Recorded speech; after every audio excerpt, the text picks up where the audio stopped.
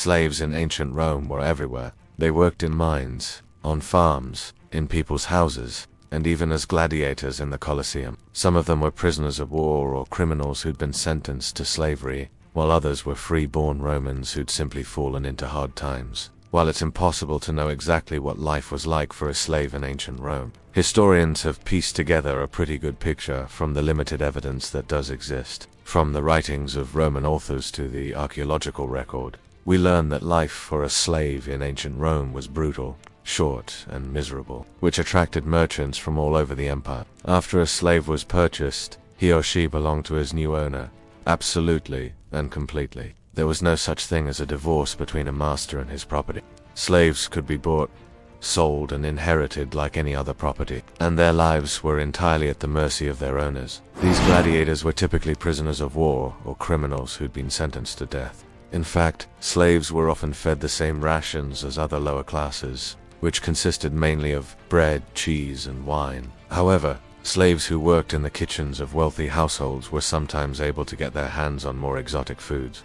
For example, Apicius, a Roman writer who lived in the 1st century AD, included several recipes for dishes that were popular in taverns and brothels. They were not allowed to leave their master's property without permission, and they were forbidden from associating with people outside of their household. Some masters actually treated their slaves quite well, providing them with decent food and clothing, and even allowing them to participate in family gatherings. In some cases, slaves were even given small tasks that allowed them to exercise their talents. For example, some slaves were put in charge of the household finances, while others were given small businesses to run. And although it might seem unthinkable today, it was not uncommon for slaves to be freed after years of loyal service. In fact, some freed slaves went on to become quite wealthy and influential members of society. This meant that slaves were completely dependent on their owners for everything, and it made it very difficult for them to make plans or even have a life outside of slavery. These recipes often called for ingredients that were imported from other parts of the empire. Check out our video, What Really Happened to the Gladiators in Ancient Rome. And don't forget to subscribe for more videos about ancient Rome, such as spices from India, fish from the Atlantic, and fruit from Egypt. So while the average slave might not have dined on such delicacies, that is, if you were a slave in a wealthy household, if you were captured to be a gladiator, your fate was far more grim. Those who worked in kitchens had the opportunity to sample foods from all over the empire, where they were forced to train and prepare for battle. Their training was brutal, and many of them died as a result of injuries sustained during practice sessions. Once a gladiator was deemed fit to fight, he or she was led into the arena and forced to fight to the death against other gladiators, wild animals, or even condemned criminals. The crowds in the Colosseum roared with excitement as they watched the gladiators battle it out in the sand. The victors were often given a chance to fight another day, but the losers were usually killed and thrown into the Tiber River. But those who were strong and able-bodied were spared the executioner SACs and instead forced to fight to the death in the Colosseum. This meant that most slaves went about their days in rags or old discarded clothing. However, there were exceptions to this rule. They were considered property, and as such, they could be bought, sold, and abused at the whim of their owners, and most were not allowed to read or write. This meant that slaves were at a disadvantage when it came to negotiating with people outside of their households, as they were often taken advantage of by merchants, traders, and even fellow slaves. If a slave was accused of doing something wrong, he or she did not have the right to defend himself in court. Instead, the master had complete authority to punish his slaves as he saw fit. In most cases, this meant that slaves were forced to endure beatings, or worse, if they were accused of stealing or murdering someone. For example, slaves who worked in households of the wealthy were sometimes given nicer clothes, so that they would look presentable when they had to interact with guests. Similarly, slaves who worked as gladiators or performers were often dressed in costumes that made them look fierce or attractive. But for the vast majority of slaves, clothing was a luxury they could not afford. But whatever their origins, one thing was certain: life for a Roman slave was never easy. While it's important to remember that not all Roman masters were cruel, the system itself allowed for a great deal of abuse. Welcome to my channel. A law passed in 180 BC that supposedly outlawed the torture and murder of slaves. However, these laws were rarely enforced, and slaves were often subjected to horrific abuse. One writer even claimed that it was fashionable for Roman matrons to beat their slaves with rods, and another said that the sight of blood in the streets was so common that people didn't even bother to cover it up anymore. And today we're exploring what daily life was like for slaves in ancient Rome. In fact, Roman literature is full of stories about masters who abuse their power over their slaves. One of the most famous examples is the story of Decius Mus, who was so cruel to his slaves that the gods themselves punished him. According to the story, Decius chained his wife to chariots like a horse and whipped her as she pulled him around. He also chained his son to a chariot and forced him to race against a horse. And he chained his daughter to a chariot and forced her to pull him around while he whipped her. But the gods could take no more and struck Decius with madness. He spent his last days wandering the streets of Rome, babbling and throwing dirt at passers-by. Viewer discretion is advised for this video, as some of this video may be offensive or disturbing. Slavery was officially abolished in 332 BC, but in reality it continued to be practiced throughout the Roman Empire. In fact, at its peak, there were an estimated 1 million slaves in Rome, making up around 1/5 of the population. This means that slavery was deeply ingrained in Roman society, and that there was a huge demand for slaves throughout the empire. We, the makers of this video, in no way support or condone the actions or beliefs of the subjects featured. The lucky ones came from poor families who sold their children to pay off debts, or from neighboring tribes that had been conquered by the Romans. The unlucky ones were captured during the many wars that Rome fought throughout the Mediterranean and then shipped off to the empire's bustling slave markets. Life as a slave in ancient Rome was not for the faint of heart. The first thing you need to know about life as a slave in ancient Rome is that it was illegal to own a slave. As a result, slaves were typically captured in wars or purchased from slave traders. Once in the market, slaves were bought and sold like any other commodity. The price they fetched depended on their age, sex, and skills. For example, a young, healthy female slave who was good with children might fetch a high price, because she could be put to work in a wealthy household where her skills would be put to good use. On the other hand, an old, sickly male slave might fetch a much lower price, because he would likely die soon and be of little use. There were also specialized slave markets for gladiators. Now let's get back to our regularly scheduled program. In theory, a slave's life was supposed to be regulated by the Lex Cecilia de Serf. While it's impossible to know how many slaves died as a result of abuse, it's clear that the system allowed for a great deal of cruelty. It has stories like this that give us insight into the kind of world Roman slaves lived in every day. When it comes to food, the diet of Roman slaves was not much different than that of other members of society. In terms of clothing, slaves were typically given only the bare necessities. One of the worst aspects of life for a Roman slave was the fact that they had no rights. Education was also not valued among slaves. Finally, Roman slaves had no freedom at all. However, not all slaves were treated badly.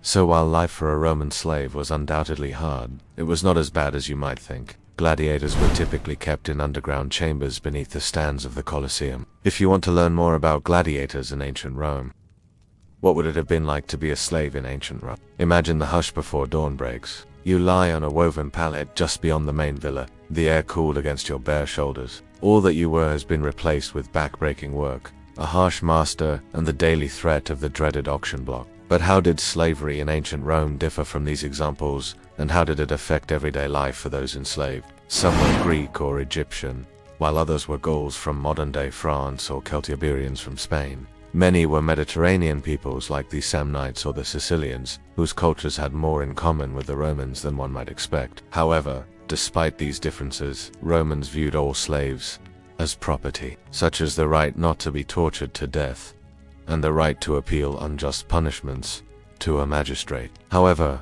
these provisions were rarely enforced and abuses were common. Overseers checked the tools and equipment, barking orders and wielding whips. The lucky ones are sent to work in pairs, so you drink from a small flask, the stale water tasting like a blessing. With the setting sun approaching, you hurry to complete your quota. If you finish early, your overseer may find another task for you. But if you fall short, be prepared for a flogging that will leave your shoulders aching for days. Enslaved people played a critical role in the Roman economy, generating enormous wealth for their owners and the state. Slave labor kept costs low, production high, and profits soared in sectors like mining and agriculture. This wealth, in turn, helped Rome conquer new territories and maintain its vast military machine. The last rays of sunlight fade away, leaving the sky inky black. The relentless pursuit of profit led to the appalling mistreatment of slaves, fueling revolts and rebellions throughout the empire. You are finally dismissed and stumble back to your quarters. By understanding the lives of those who suffered under Roman slavery, we gain a more complete picture of this complex civilization and the lasting impact of such injustices on our collective history. As were your parents and probably your grandparents,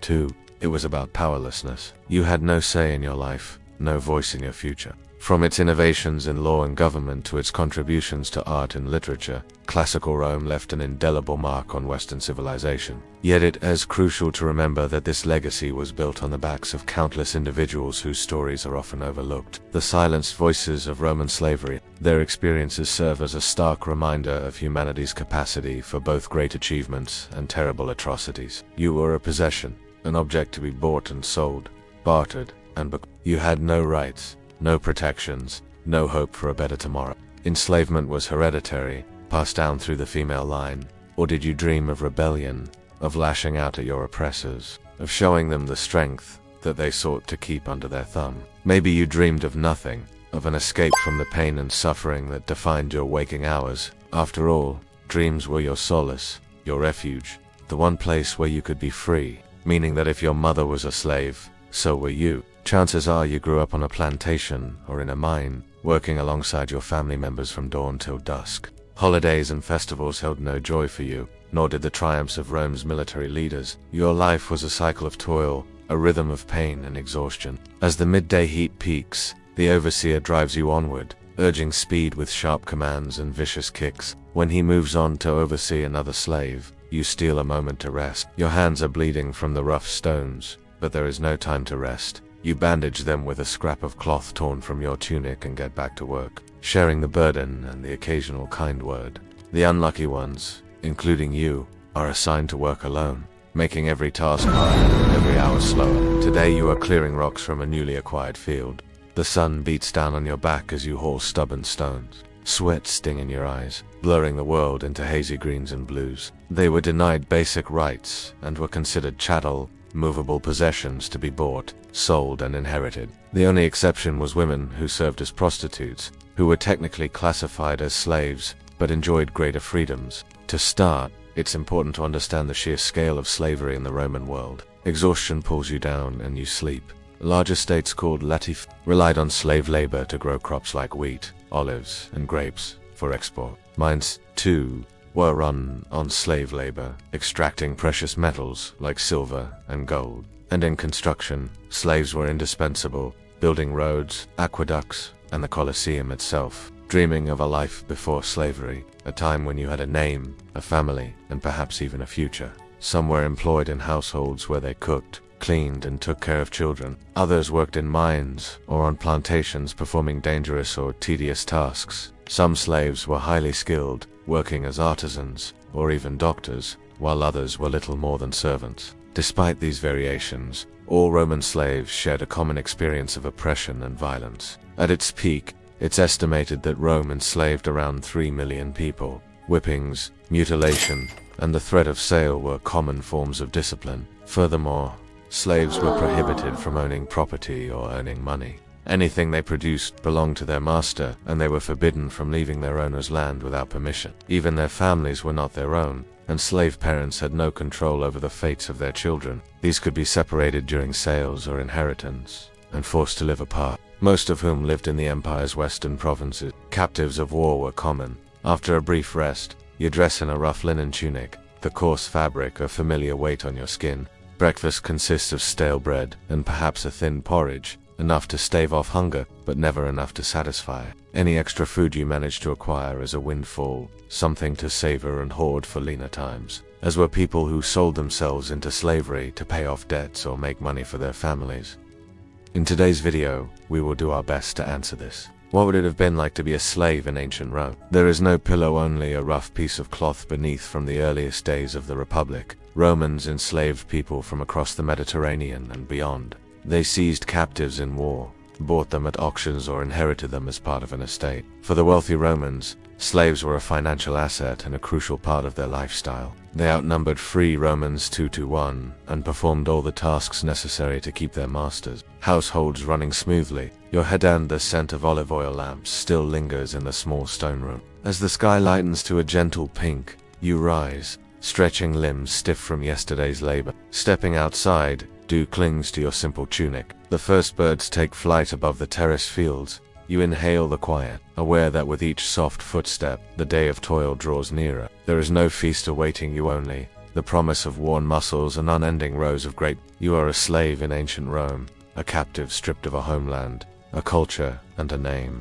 Rome was built on slavery. When we think about slavery, we often imagine the antebellum American South or the dark days of human trafficking. Slaves came from various backgrounds. Life for a Roman slave varied depending on their role, their gender, and their relationship with their master. Their masters had absolute power over their lives and could punish them severely for any perceived wrongdoing. In theory, Roman law granted slaves certain protections. Now let's turn to the daily life of a slave in Roman society. Your day begins before sunrise. After breakfast, you join the other slaves in the courtyard. The hours stretch on, marked only by the sun's relentless climb toward noon. There is no water to quench your thirst. In the late afternoon, the pace quicks. Your meals tonight are watery soup and some scraps of vegetables. It's not enough, but it fills your aching belly. Roman slavery extended beyond individual households and pervaded the entire empire. This exploitation not only fueled Rome's economic engine, but also contributed to the decline of small farmers and independent artisans. But behind this economic prosperity lay the brutal reality of human suffering.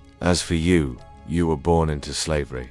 Slavery wasn't just about hard work. So what did you dream of? Did you dream of freedom, of a life beyond the horizon, beyond the mountains or the sea? Ancient Rome may seem like a distant, almost mythical world, but its impact is undeniable. And as we marvel at the grandeur of ancient Rome, we must also confront the shadows of its past. Welcome to my channel. In this video, we are going to look at what life was like inside the silent world of Roman slaves. We can use one of the most famous images from ancient Rome to illustrate the nature of slavery under the Roman Empire. However, there is more to the picture than meets the eye. He's clean-shaven and well-dressed in a white tunic. You can even see his expensive sandals. Most importantly, he's holding a staff or rod. The most obvious detail to catch your attention is the sickle in her hand. What's the significance of a female slave in a position like this? The answer is quite simple. She's nothing more than a tool for the enjoyment of men. This would have been completely normal in Roman culture. Male Roman citizens commonly owned female slaves, and they used them for a variety of purposes, including labor, but primarily as sex slaves. She's holding a large sickle, which is used to harvest crops such as wheat or barley. However, her hands are not gripping the handle, nor does she appear to be about to swing it. Some slaves were treated relatively well, especially if they worked in the same household for several years. Not only were they naked except for loincloths, but one was covered in scars, indicating frequent whippings. If a slave was valuable, like a secretary or a teacher, they might be given better food, clothing, and housing. At the end of the day, a slave had little to no rights. As we've seen, it depended on who owned you. If you were lucky, you might work in a household and receive decent treatment. You would also avoid the worst forms of labor, such as mining or hard labor. On the other hand, if you were unlucky enough to fall into the hands of a cruel master, you could be forced to work long hours without pay, beaten at your master's whim, or even sexually abused. This meant that their master could force them to do anything, including sexual acts. This kind of abuse was common throughout the Roman world. In fact, there are numerous examples of Roman men bragging about their mistreatment of slaves in their poetry. Unfortunately, there were also many slaves who suffered greatly. Many of these would be put to work in mines, or as galley slaves, where they would be forced to row ships for long hours without pay. Physical punishment was also common and could include beatings, torture, or even death. In fact, many people refused to believe that slavery was as widespread and accepted as it was. But it is undeniable that slavery was an integral aspect of Roman society and was considered perfectly normal by its citizens. Instead, she seems to be inviting the viewer to take the sickle and do the harvesting themselves. Her body language is extremely important here, performing all kinds of tasks from domestic work to highly skilled labor. In fact, around 1 out of every 5 people in Roman cities was a slave. Being a slave in ancient Rome would have been an awful experience for everyone involved. Also, let us know in the comments below what you found most interesting about Roman slavery. And remember to follow our channel to never miss an upload. Hopefully, we've managed to shed some light on one of the darkest aspects of Roman culture. Roman citizens purchased slaves for a wide variety of reasons. Some were born into slavery, while others were the result of warfare, piracy, or kidnapping. Slaves were also commonly purchased merely for their value as property. Her legs are spread apart and she's leaning forward. She's basically in a submissive sexual pose. After all, owning another human being was a great way to show off your wealth and power. This wasn't limited to the upper classes either. Even lower class Romans could own slaves, although theirs would likely be put to work around the home or garden, which is often used by masters to punish their slaves. The other man is clearly a slave, and we know this because of how he's dressed, or rather not dressed. He's wearing only a simple leather loincloth. Take a close look at the expressions of both slaves. They both seem utterly miserable and devoid of any emotion. Why is this? Well, it goes back to the nature of slavery in Roman culture. In addition to this, he looks exhausted and has a nasty gash on his shoulder, which may indicate a previous whipping. In contrast to the master, he's also missing sandals, which were generally given only to slaves that performed jobs outside the home. Finally, he's got an expressionless face, which makes him seem submissive and obedient. This image comes to us from a fresco found in the ruins of Pompeii, which was buried by the eruption of Mount Vesuvius in 79 AD. There are only 3 people in the entire painting: 2 slaves and their master. The painting also only covers a small portion of the wall, and appears to be part of a larger scene that is no longer So, who are these people, and what exactly is going on? To answer that question, we need to take a closer look at the details. It's an image that shows 2 slaves working in the fields, with one slave seemingly ready to put his master to death. But before we get into it, now back to our story. The image has become iconic and features in everything from 19th century French paintings to modern day tattoos. The man on the right is definitely the master. But what about the third person? Is she also a slave or a member of the upper class? Let's start with her clothing. She's wearing a red dress that leaves her shoulders bare. And just like the master, she's also wearing sandals. But there are some key differences between her and the master. For instance, unlike the master, she's not wearing a tunic or any undergarments. Also, her hair appears to be braided and decorated with a ribbon. And finally, her pose is relaxed, with one hand resting on her hip and the other holding up her dress. All of these things point towards her identity as a female slave. But what is she doing? This brings us to the crux of the matter. But this isn't the only troubling detail in this painting. For most people today, it's hard to comprehend the role that slavery played in the ancient Roman world. Slaves were commonplace throughout the empire. One of the main advantages of owning slaves was their perceived ability to boost your social status. When it came to the treatment of slaves, there was a massive variation depending on who owned them and where they lived. Given the prevalence of slavery in Roman culture, it's safe to say that the 2 slaves in the fresco weren't treated very well. Now, you may be wondering why a slave would ever invite his master to engage in sexual activity. The answer is pretty simple. So what was it like to be a slave in ancient Rome? But one thing is certain: if you enjoyed this video, please remember to leave us a like and subscribe. When you think of ancient Rome, you probably imagine gladiators fighting to the death in the Colosseum, or maybe chariots thundering around a racetrack as crowds bet on the outcome. But what about everyday life in that ancient city? What were things like for the people who lived there? It's midday. Surely it's your master returning from the city. You know, he'll be joined by his friends, a small chunk of cheese and a sip of diluted wine. She turns away, wiping at her eyes with a dirty cloth. You look away, embarrassed at having been caught with your eyes closed. The old woman shakes her head, a sad smile touching her wrinkled lips. Come on, you lazy dogs. Your master has visitors, and we need to finish the fountain in the courtyard. Get to work. You sigh and drop your basket, willing the earth to swallow you whole. Your life is hard, meaningless, filled with back-breaking labor and the constant fear of punishment. You dream of freedom, but it seems like a distant, impossible dream. Would you like to have been a Roman slave? Tell me about it in the comments. And please remember to like and subscribe. It helps me make more videos about ancient history. See you next time. You want to ask her what she was thinking, but you dare not.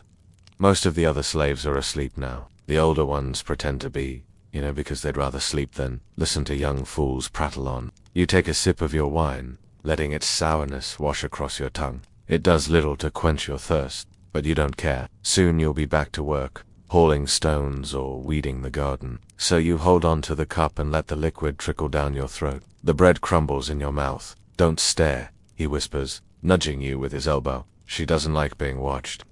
You start and look away.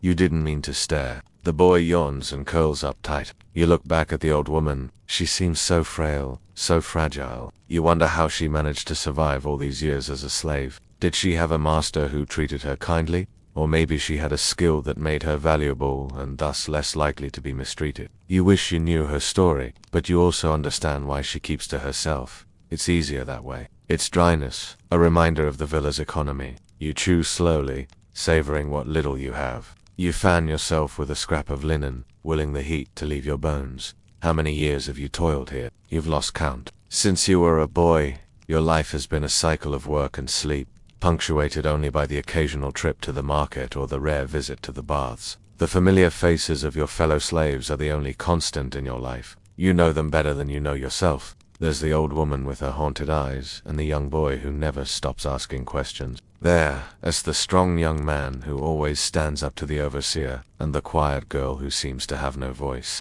They're your family now, the only people who know the real you, the person who hides beneath the mask of a slave. Around you, voices are low, soft, exhalations of tired lungs, whispered requests for a gentler overseer, muted laughter at the barest joke. The warmth of the sun filters through leaves overhead, dappling the group in shifting patterns, as if nature itself offers a fleeting reprieve. You close your eyes and breathe deeply, trying to push away thoughts of the hard, endless labor. Here, under this tree, for just a moment, you're free. A gaggle of important Romans who drink wine and gamble with dice while talking loudly and throwing their weight around. You shrink back to your work. You're just another nameless face, just another slave toiling in obscurity. If you could speak, you would beg for forgiveness. You would promise to work harder, better, but your tongue is heavy in your mouth, your voice stolen from you in some forgotten moment of despair. All you can do is watch the procession enter the villa and hope that today will be different, that somehow you'll find your voice and win your freedom. But you know that's just a fantasy, one born of too much time spent picking up dropped goblets and polishing silver platters, while listening to tales of faraway lands and heroic deeds. You clean and scrub until the feast is ready. You serve your master and his guests, your eyes downcast, hoping to avoid notice. If you could speak, you would pour out your heart. Tell your master that you're more than just a slave. You have dreams and hopes and fears. You love and hate, but you know that wouldn't change anything. Instead, you bring your master more wine, another dish of figs.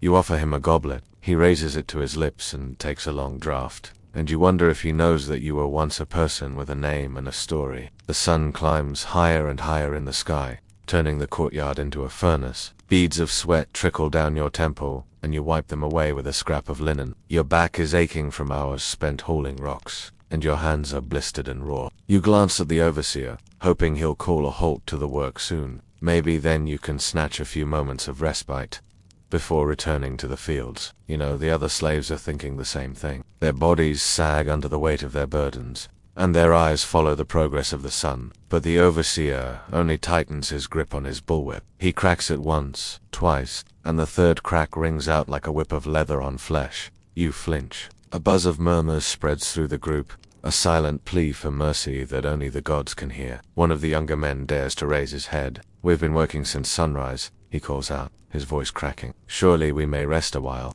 The overseer throws back his head and laughs, a harsh sound that echoes off the villa walls. "The fields will not harvest themselves," he shouts back, "and your lazy bones are costing your master money.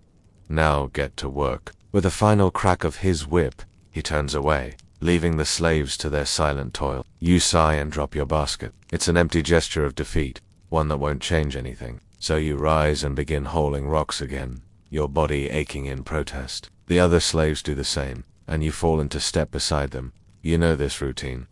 Sunrise to sunset, you haul stones.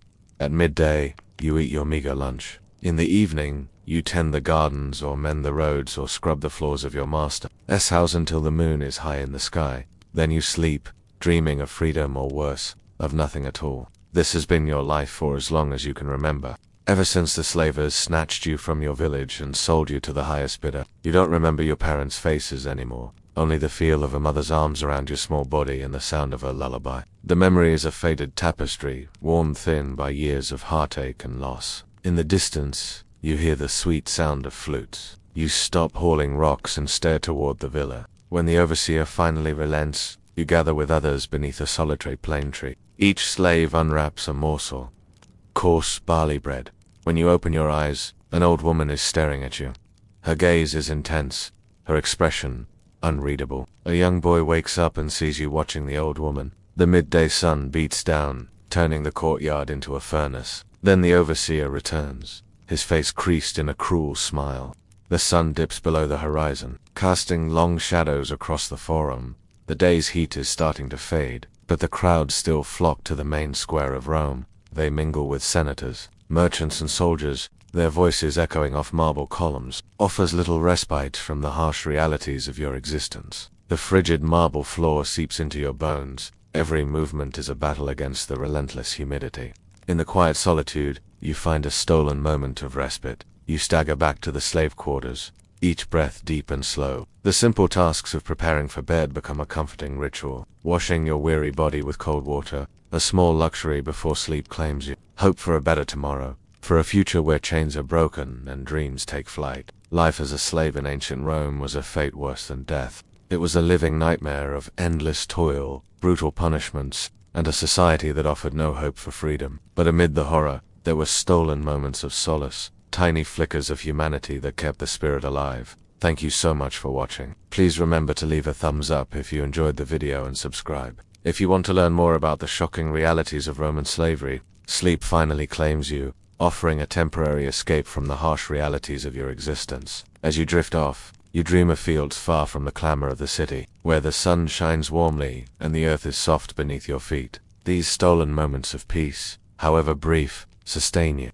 fueling your spirit and giving you strength to face another day in the silent world of Roman slavery. Brushing your tangled hair, a moment of quiet reflection as each stroke loosens the knots of the day. Eager to start the day fresh, but with each passing hour, you feel the weight of your shackles pressing heavier on your spirit. The city as grandeur mocks your silenced existence, and the vibrant life around you only serves to highlight your own muted reality. Yet in these stolen moments of solace, you find the strength to endure. The quiet comfort of a cool breeze, the soothing rhythm of daily tasks, the companionship of fellow slaves, these become your anchors in the storm of adversity. And as night falls, you find peace in the simple ritual of rest. Washing your weary body, tending to your hair, donning your threadbare tunic, these acts of self-care become acts of rebellion, a silent defiance against the dehumanizing forces that seek to strip you of your dignity. And in the shared darkness, your dreams soar. You dream of fields far from the shackles of Rome,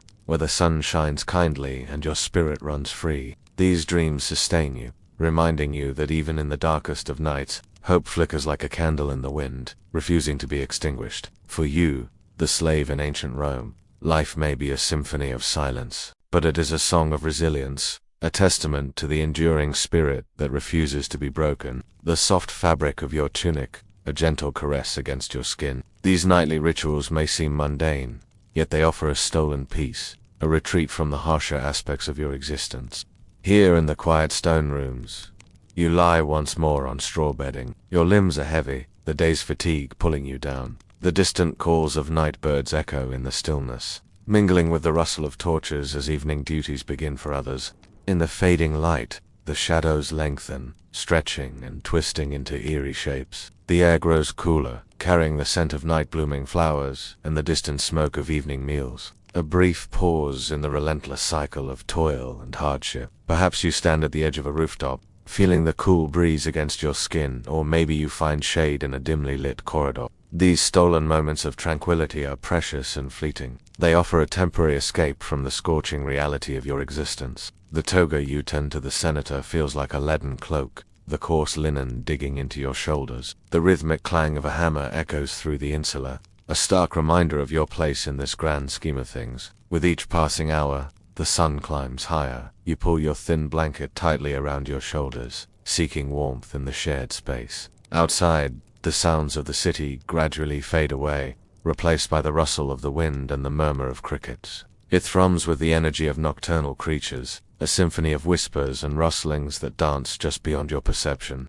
In the quiet solitude, your thoughts wander, tracing paths of dreams and memories. The day's exhaustion pulls you downward, bringing with it a host of emotions. Fear lingers, a constant companion, whispering tales of the next day's challenges. Frustration simmers, a quiet anger at your circumstances, at the injustices that bind you. But above all, a deep longing for rest, a yearning for a reprieve from the unending cycle of toil and hardship, intensifying both the heat and the oppressive atmosphere of yours. The vibrant colors of the marketplace seem to mock your own monochrome existence. A sea of faces surrounds you, yet none offer a helping hand or a kind word. You are a ghost in this bustling city, unseen, unheard, and forever at the margins. A stark contrast to the warmth of the sun-drenched courtyard you call home. Each morning brings a new set of challenges, from mending torn garments to cleaning latrines, every task designed to keep you humble and subservient. Yet amidst the drudgery, you find camaraderie. With fellow slaves, their silent understanding, forging an unbreakable bond in the face of adversity. Together you endure, drawing strength from shared stories and dreams of a better life.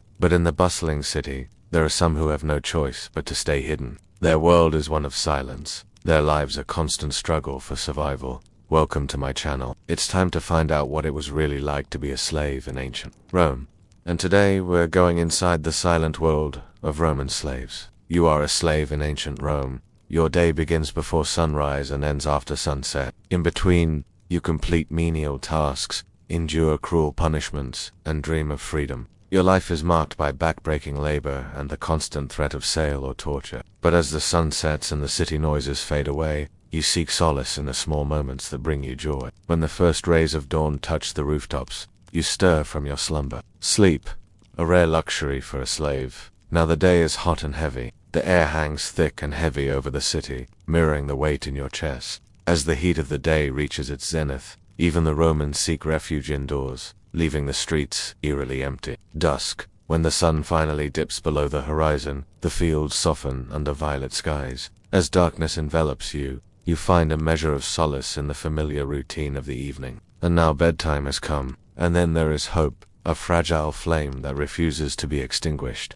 As a slave in ancient Rome, you wake each day before the sun rises. So what was it really like to be a slave in ancient Rome? The hidden roots of Rome. As we make our way through these stories, you'll start to see how slavery shaped the course of Roman history. His teachings were deeply influenced by his experience as a slave, and his ideas remain relevant today. So what can his life and work teach us about the world of Roman slavery? He or she met a former slave named Philio, who had won his freedom by serving as a gladiator. First, it forces us to confront the painful reality that some forms of slavery were far more brutal than others. Sexual exploitation was a dark part of the ancient world, and many women like Onesimus experienced trauma and abuse. Were the rooms where slaves slept, ate, and planned their days, we begin to see the cracks in its perfect facade. The villa becomes a microcosm of Roman society, where grandeur and squalor coexist just feet apart. The frescoes on the main house walls seem to mock the rough plaster of the service wing. The priceless sculptures in the atrium stand in stark contrast to the utilitarian tools piled in the servants' rooms.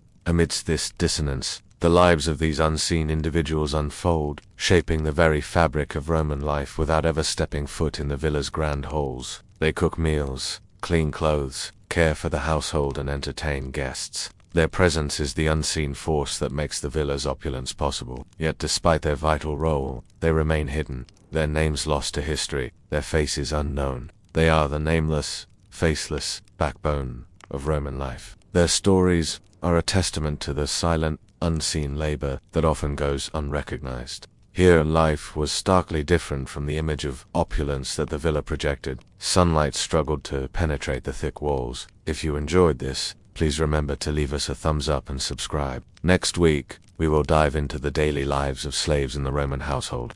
Until then, I hope you continue to think about the worlds that exist just beyond our sight. The air hung heavy with the smells of stale waste and chamber pots, and the murmur of whispered conversations echoed in the dim oil lamplight.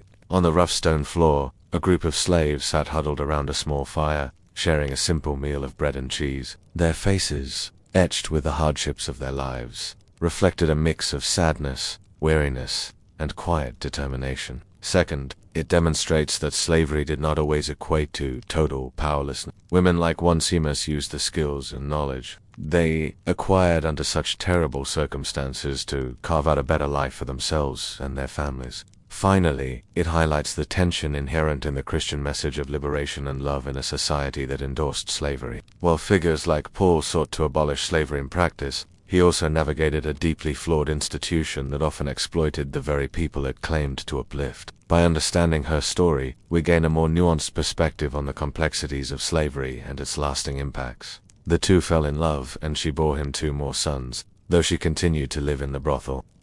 Years later, when she was in her late 40s, she met the Apostle Paul. Paul and her owner had a falling out, and Paul left for Rome.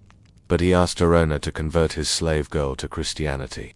Though Paul felt called to liberate her, he acknowledged that he couldn't do it without her owner's permission. So he urged her owner to treat her better, warning him that he would answer to God if he did not. The owner agreed and granted her the ability to earn money to buy her own freedom. This gave her the opportunity to live with Filio and raise her 4 sons as a free woman. For starters, it helps us understand the agency of enslaved people. It's easy to view slaves as passive victims of their circumstances, but Epicurus proves that they were anything but. Despite being dealt a brutal hand, he refused to stay down. Built in the 1st century AD by the general Pompey the Great, the Villa Pompey was an emblem of Roman wealth and power. Spanning over 18 acres, it featured sprawling gardens, fountains, and mosaics, a library with over 6,000 scrolls, frescoed dining rooms, and a stunning peristyle courtyard that celebrated the glory of ancient Greece. Yet amid the marble floors and gold-leaf statues, another story unfolded. Beneath the villa's glittering facade,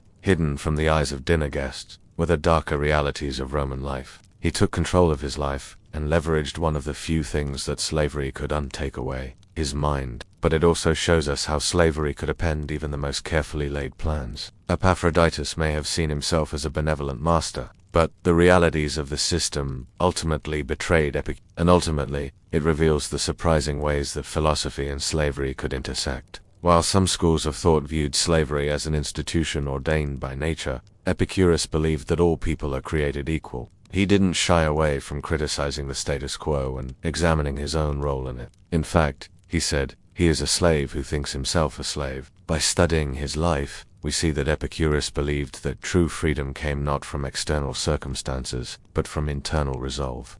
He showed enslaved and free people alike how to find strength in adversity, reminding us that even in the darkest of times, hope and resilience can endure. Inside the silent world of Roman slaves, born in Anatolia around 40 AD, she likely grew up speaking Greek and worshipping the traditional Greek gods. When she was 12, her life changed dramatically. Her village was attacked and she and her mother were taken captive and sold into slavery. At some point during her early adulthood, perhaps before her marriage, she converted to Judaism. She had at least 2 children, Onesimus and a daughter whose name is not recorded. During her life, she lived in several Roman cities, including Athens, where she spent much of her adult life, and Rome itself. Through her travels, she learned multiple languages, including Latin, which allowed her to forge relationships with people from vastly different backgrounds. I'm your host and guide. I am an award-winning classicist, and I teach at a university. This series will take us deep into the ancient world and explore the experiences of one of its most frequently overlooked groups,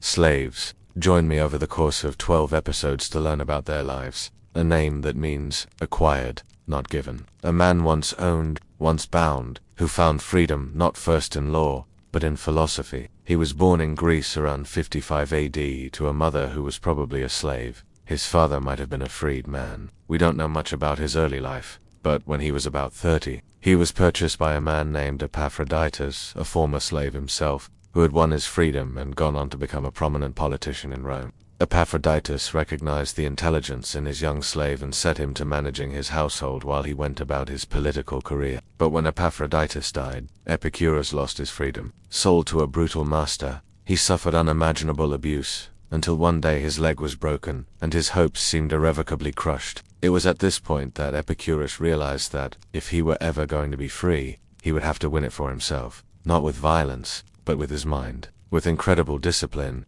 he taught himself to walk again, and later in life, he recounted his experience saying, "It is not things that upset us, but our opinions about those things." Freed at last, he traveled throughout the Roman world, teaching philosophy and attracting students who were eager to learn how he escaped his fate. Among them was one of the most powerful men in the empire, Emperor Hadrian. How they worked, ate, lived, loved, and sometimes even rebelled. Each week we'll bring you new videos exploring topics such as medical treatments, family life, religious practices, and popular culture through the lens of Roman slavery. Don't forget to subscribe so you never miss an episode, and join the discussion below. What would you like to learn about Roman slavery? To kick off this series, I want to introduce you to some of my favorite characters from my new book. First up, let us meet Epictetus, a former slave who became one of the most influential Stoic philosophers of his age. Now let us drift from the villa's dusty fields to a quieter place, an austere room tucked behind the marble columns of a Roman dome.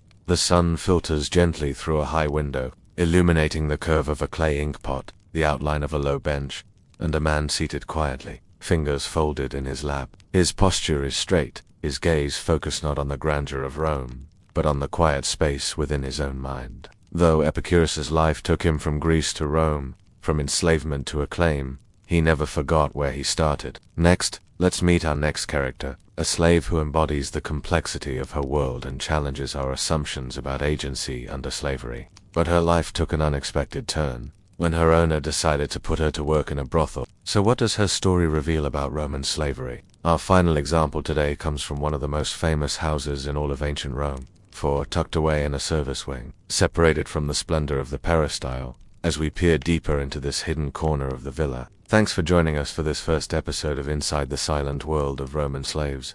This is an ancient Rome newsflash. Emperor Nero has met his demise after a long and tormented reign. His wife Poppaea Sabina has also met her end. The shocking details are these. Poppaea, you see, had demanded the release of a slave girl from the household, and Nero, ever possessive of those he owned, had refused. Today we're diving into the world of Roman slaves. Welcome back to the channel. This is a bulla. A bulla was a small clay seal imprinted with the owner's signet ring. When I hold it, I'm holding a piece of someone's identity. In Greek, this coin is called didrachum. It means to. The obverse features the head of Athena. On the reverse, you can see a galley. These coins circulated between the 3rd century BCE and the 1st century CE. We know this because the scenes engraved on the surface tell us a great deal about the people who used them. This is a bronze mirror, and it was found beneath the ruins of Pompeii. It belonged to a woman named Phaena. Sunlight glints off the bronze mirror as a woman adjusts her reflection. She is beautiful. Her tunic fits perfectly, accentuating her figure. Bricks had once formed the walls of an oven in the Great Pyramid of Ohamadea in North Africa. In the 18th century, it was the largest brick structure in the world. Slaves built it over the course of 3 decades. But their tales are not over. They live on in the echoes of their laughter, the memories of their pain, the whispers of their resilience. As we wrap up our tour today, I want you to do something. Take a moment to reflect on what you've experienced. Let the weight of their stories settle in your heart. Now let their experiences fuel a fire within you, a determination to ensure their stories don't fade into oblivion. And with that, until next time, keep learning. The oven played a vital role in their creation. It heated the lime that binds the bricks together. Perhaps she's preparing herself for the gladiator games, eager to present herself as the perfect Roman lady. Or maybe she's getting ready to take part in the festival of the goddess Venus. All around her, the sounds of a vibrant city rise above the din of commerce. Laughter mingles with conversation and the murmur of daily life. Little does she know that her image in the mirror is all that remains of her, frozen in time like a moth pinned to a board. Pompeii was buried in ash and pumice after the eruption of Mount Vesuvius. In 79, 80 archaeologists have discovered it along with other personal belongings, hinting at the lives that once filled the city's bustling streets. Slaves chained to their benches, pulling, pushing, straining as they forced oars into the sea, the rhythmic splash of seawater mingling with shouts of exertion. Maximus and his fellow soldiers returning home after a battle only to find themselves betrayed and sold into slavery. Here are some ancient Roman shackles. The relentless sun beats down on the workers, turning the desert air into a shimmering haze. Their hands rough and calloused, they wield their tools with practiced ease, laying one brick on top of the next. Back-breaking labor, but a labor of pride as they create something monumental, a testament to their skill and endurance. And all the time, the oven stands as a silent sentinel, its fiery breath adding a human touch to the heart of the pyramid. And if you look closely, you can see how the shape of the ankle bone leaves its mark over time.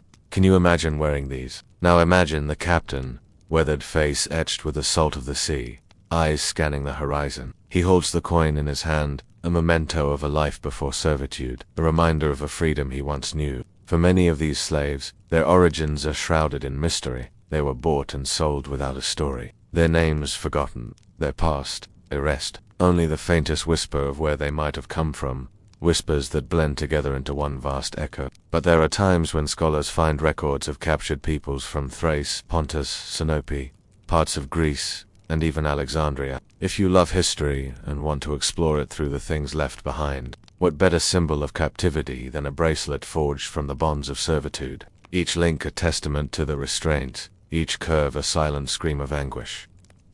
Who did this once at dawn? Where did this come from?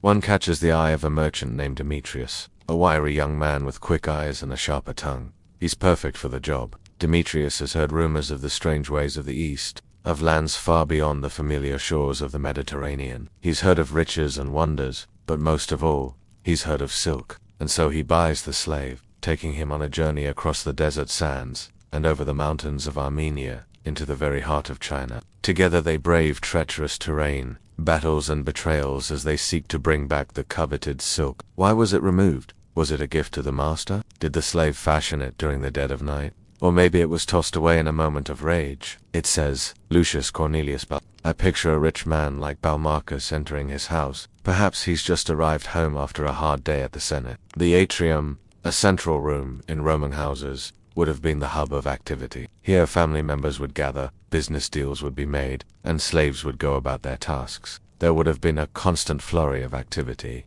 The clatter of sandals, the murmur of conversation, the creak of a stool being pulled out. And amidst all of this, the sight of a new acquisition being paraded before the family, a slave with a gag in their mouth, bound and shackled. Balmarcus, or someone like him, would have looked upon the sight and felt a sense of ownership, of power. Balbillus lived in the 1st century CE, and was a senator. You might know him because of that other famous bulla, inscribed with his name.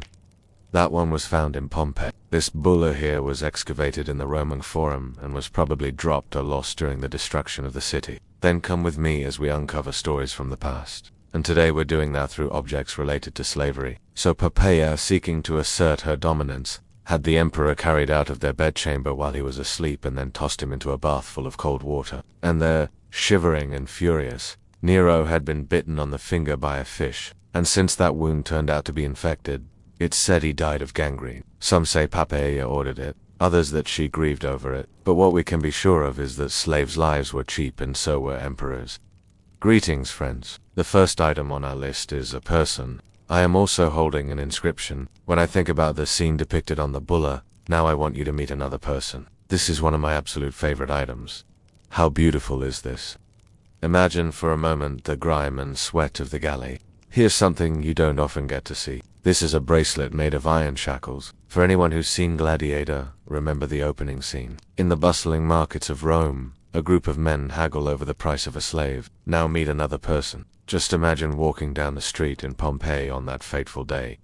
We end our tour with a pile of bricks. Picture the scene. So, there you have it, a glimpse into the lives of those whose stories were often overlooked. Voices that history almost silenced. What would you do if you were sold into Roman slavery? Most people, I think, would immediately begin planning their escape. He was born a slave, and he spent most of his life as a slave, but his master allowed him to study philosophy, which is odd. The philosophy of virtue and wisdom, while remaining a slave. To answer that question, we must first understand what Stoicism actually was. How could Epictetus study philosophy while enslaved? Well, here's the thing about Stoicism. Many people think it makes us passive, but it doesn't. The wise sailor knows that fighting the wind and waves is futile. Instead, he adjusts his sails and rides the storm. This, too, is a kind of inner peace. Being a Stoic doesn't mean putting up with injustice or wrongdoing. It means responding to adversity with dignity and wisdom. It just means that a person can find inner strength and wisdom even in the most difficult situations. It means that even if you are physically enslaved, you can still be mentally free. Not only Epictetus, but also Spartacus, who led a revolt of gladiators against their masters. I hope that you will see that Stoicism is not just for suffering people, but for everyone. I hope that you will see that even in the best of times, we can always improve ourselves. And I hope that you will see that even in the worst of times, we can always find inner peace. Not only Seneca, who was exiled and then recalled to teach the Emperor Nero, but also Cato, who opposed Julius Caesar and was killed by Caesar's assassins. These men, and there were many more like them, prove that Stoicism is not a passive philosophy. It's an active one. It teaches us to face adversity with courage, to fight for justice, and to strive for excellence. It means that even if you are mentally enslaved, you can still find ways to improve yourself and others. According to some accounts, late in life, Epictetus was freed from slavery, but he didn't suddenly change. When Epictetus was enslaved, he couldn't walk around Rome freely. He couldn't talk to anyone he wanted. He couldn't eat what he wanted. He couldn't read what he wanted. In other words, he lacked physical freedom, but at the same time, he had something else, something more valuable. Inner freedom. He could think what he wanted, choose what he wanted, accept what he wanted. In other words, he had the freedom of the mind. He didn't suddenly become happier or more fulfilled. When Epictetus became physically free, he didn't gain anything new. He already had it what he lost. However, was an excuse. Before he was enslaved, he had to overcome his circumstances. If you are physically enslaved, you have very little control over your life. But you always have control over your thoughts and actions. You can always choose to respond in a positive or negative way. You can always choose to see the best or the worst. You can always choose to be stoic. Now that he was free, he could choose to be a victim of his circumstances. This is why, according to the ancient sources, Epictetus was happier as a slave than as a free man. After all, as he himself said, it's up to you to choose what will disturb you and what won't. Instead, he continued teaching the same lessons he had taught before. This might seem strange to us, but it was not strange to Epictetus. Freedom, he realized, was not something external. It was something internal. It was a state of mind. In other words, it's about taking action, but the right action. You see, for the Stoics, the key to happiness was living in harmony with nature. Nature, for them, meant the rational order of the universe. It meant living according to the laws of physics and logic. It meant understanding cause and effect. And it meant accepting one's fate with serenity. It did not require much material investment. Its teachings were mostly conveyed through discussions, dialogues, and memorization. In fact, ancient Stoics often studied while walking barefoot through the streets, engaging passers-by in philosophical conversations. They gathered in public squares, in the markets, in the bathhouses. They didn't need expensive schools. The only cost was the willingness to learn. So, every evening after his day's work was done, Epictetus would sit down with his fellow slaves or servants or anyone who wished to learn, and he would teach them the lessons he had learned from Musonius Rufus. This went on for years, and eventually the whole city of Rome knew of Epictetus. People from all over the empire came to him for advice and instruction. He became famous, even though he remained a slave. Usually, masters either kept slaves ignorant or used them for menial tasks or forced them into dangerous jobs. Sometimes they just beat them. I'm trying to explain how a person can find inner peace no matter what circumstances they are in. Even today, many people think that Stoicism is just for suffering people, but it's not.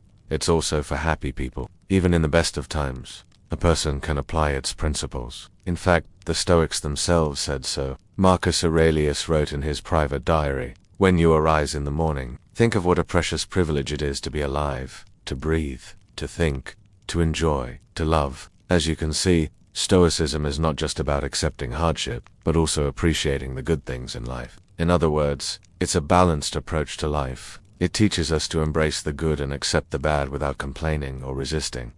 So why did Epicurus's master allow him to study? Perhaps it was because of Epicurus's intelligence. His master saw something special in him and decided to make use of it. Or maybe he simply wanted to show off with a philosopher as an ornament to his house. Either way, the master paid for Epicurus's education, but he never actually set him free. Epictetus remained a slave until his death. They'd consider any opportunity for flight, any chance of running away, plotting, scheming, desperate measures. Some might try to take their own life rather than endure servitude. Others might turn vindictive, plotting revenge against their owners. But what if instead they studied philosophy? Meet Epictetus. So here's the question: how could Epictetus become a student of Stoicism? You see, the Stoics believed that true freedom lay not in the body, but in the way one thinks, one chooses, one accepts. For example, according to the Stoics, being poor was not a bad thing in itself. Sickness was not a bad thing in itself. Slavery was not a bad thing in itself. It was your reaction to these things that determined whether they were good or bad. And that's exactly what Epictetus realized. While His body could be owned. His responses, his opinions, his choices could not. This teaching gave Epictetus inner strength and fortitude. At the darkest times in his life, he could retreat to his thoughts and find solace there. After all, as Musonius Rufus once said, quoted in Epictetus's memoirs, "When you choose what is within your power and refrain from what is not, you will be perfectly happy." In other words, when you focus on what you can control, like your opinions, and let go of what you cannot control, like your situation, you will attain happiness. But let us return to our original question. Now, you might be thinking, slavery was horrible. Why would you want to glorify it? Well, I'm not trying to glorify slavery. This is where Stoicism is misunderstood. Let me give you another example. Imagine a ship caught in a storm. But here's where it gets interesting. Here's what I mean, and here's the thing. Of course, this doesn't mean that slavery was good. Think about it. In fact, many of the greatest Stoics were slaves or former slaves. I know that you might not agree with everything I've said here, but I hope that you will at least consider these ideas. The year is 81 AD. You are a recently freed slave living in the city of Athens. Your old master has finally kicked the bucket, so your life as a Roman slave is over. But it's not all sunshine and roses just yet. On the one hand, you're no longer someone else's property. You can walk out into the world and do pretty much whatever you want. When you're a slave, you work on someone else's farm or in their house. Sure, that might be backbreaking labor. You might be able to land a job working on another person's farm or in their house. The Romans actually enacted several laws to help newly freed people succeed in life. The Lex Cecilia established that freedmen and women could not manage their master's business affairs. Our first example is a man named Titus Flavius Clemens. This law prohibited freed women from engaging in prostitution within the city of Rome. It was established in 14 AD by the Emperor Augustus. Why? Well, there are a few possible reasons. The Lex Julia de Adulterius, a freed woman who prostituted herself, could accuse her master of adultery if he refused to sleep with her. But again, that was expensive. You could also rely on the police force. Shutters on your window might be a good idea. And while you're at it, install a front door. Thieves like to enter a house through the front door, because it meant they would have to wake up a sleeping guard. So if you're stuck relying on yourself, then be sure to install a front door. Which sounds like a good idea until you realize that the Roman police force did not exactly have the best reputation. Were people allowed to own weapons? Technically, only soldiers were allowed to carry weapons, but ordinary citizens could own weapons as long as they kept them in their homes. It was known to engage in bribery and extortion. Sometimes you just had to rely on yourself. If someone broke into your house, you would have to catch them in the act. That was dangerous. But if you were clever enough, you could get away with it. By making it illegal, the emperor eliminated this potential legal headache. Secondly, Roman prostitutes were generally segregated from normal society. They had to register with the state, and they couldn't testify in court. What did most former slaves do? Some returned to their homeland. Others married and started families. Still others became entrepreneurs. They opened businesses and hired employees. And some became famous. Pythagoras, the mathematician, was born a slave. So was Cato. But, regardless of who you are or where you came from, remember this: freedom is hard. It takes work. But if you keep at it, eventually it will become easier. Making it illegal for freed women to become prostitutes may have been a way to protect them from exploitation. Finally, perhaps this law was simply a relic of Rome's traditional misogyny. Women were seen as property, and the state wanted to make sure that no one was taking advantage of them. He was born into slavery in Athens, around 100 AD. The problem was that enforcing this law required catching women in the act. Unless someone was willing to accuse someone else of sleeping with a prostitute, it was impossible to prove that someone was engaging in the profession. So it went largely At the age of 16, his owner sent him to study rhetoric in the famous city of Athens. Clemens took to rhetoric like a fish in water. You could always accuse someone of breaking the law and bring them to court, but that was difficult and expensive. They would call upon a respected member of society to mediate the dispute. Usually this would be an older male head of a household. He would hear both sides of the argument and then attempt to reach a compromise. If both parties agreed to the compromise, then the matter was settled. If not, well, then they would either have to go to court or continue arguing forever. Most people didn't have enough money to sue someone who wronged them. Plus, it would damage their reputation to be seen suing someone in court. Most people preferred to handle such disputes with the help of a mediator. Eventually he was able to buy his freedom, and he became quite successful. He traveled all over the Roman world arguing cases in court. He was so good that he was called upon by the emperor himself to argue a case. So that's a success story, right? Well, yes, but it wasn't easy. Clemens was over 60 years old before he was finally able to retire from practicing law. Another example is the woman named She was the slave of the Emperor Trajan, but her owner freed her so she could marry a man of her choice.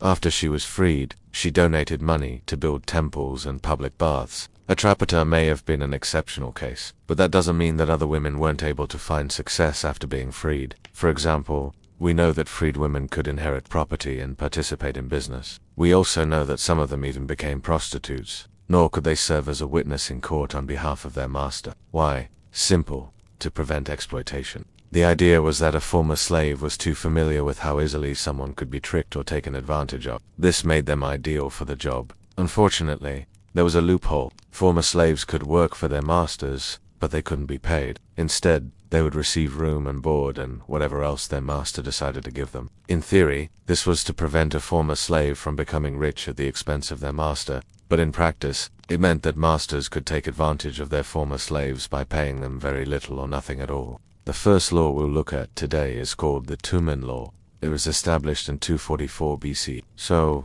it was over 200 years old by our story's time period. The Lex Talea forbade masters from forcing their slaves to come to work meaning a slave could not be forced to work alone in a shop, vineyard, or mine. This law was intended to prevent masters from mistreating their slaves while working alone together, but it had another effect. It gave slaves the chance to strike up relationships with other people. They could ask friends or neighbors to accompany them to work, and then after work, they could spend time with their buddies instead of going straight home. Over time, a network of former slaves could grow into a new community. This gave ex-slaves a fighting chance to build a new life for themselves, but these jobs will probably pay very little and the hours will be long. You're essentially competing against other free people and you have almost no skills to make yourself more marketable. This is why many former slaves continued working for their former masters after gaining their freedom. It was familiar work and they knew the lay of the land. Even if the pay was bad, it was better than starving or ending up in prison. But at least you have a place to stay and something to eat. Now that you're free,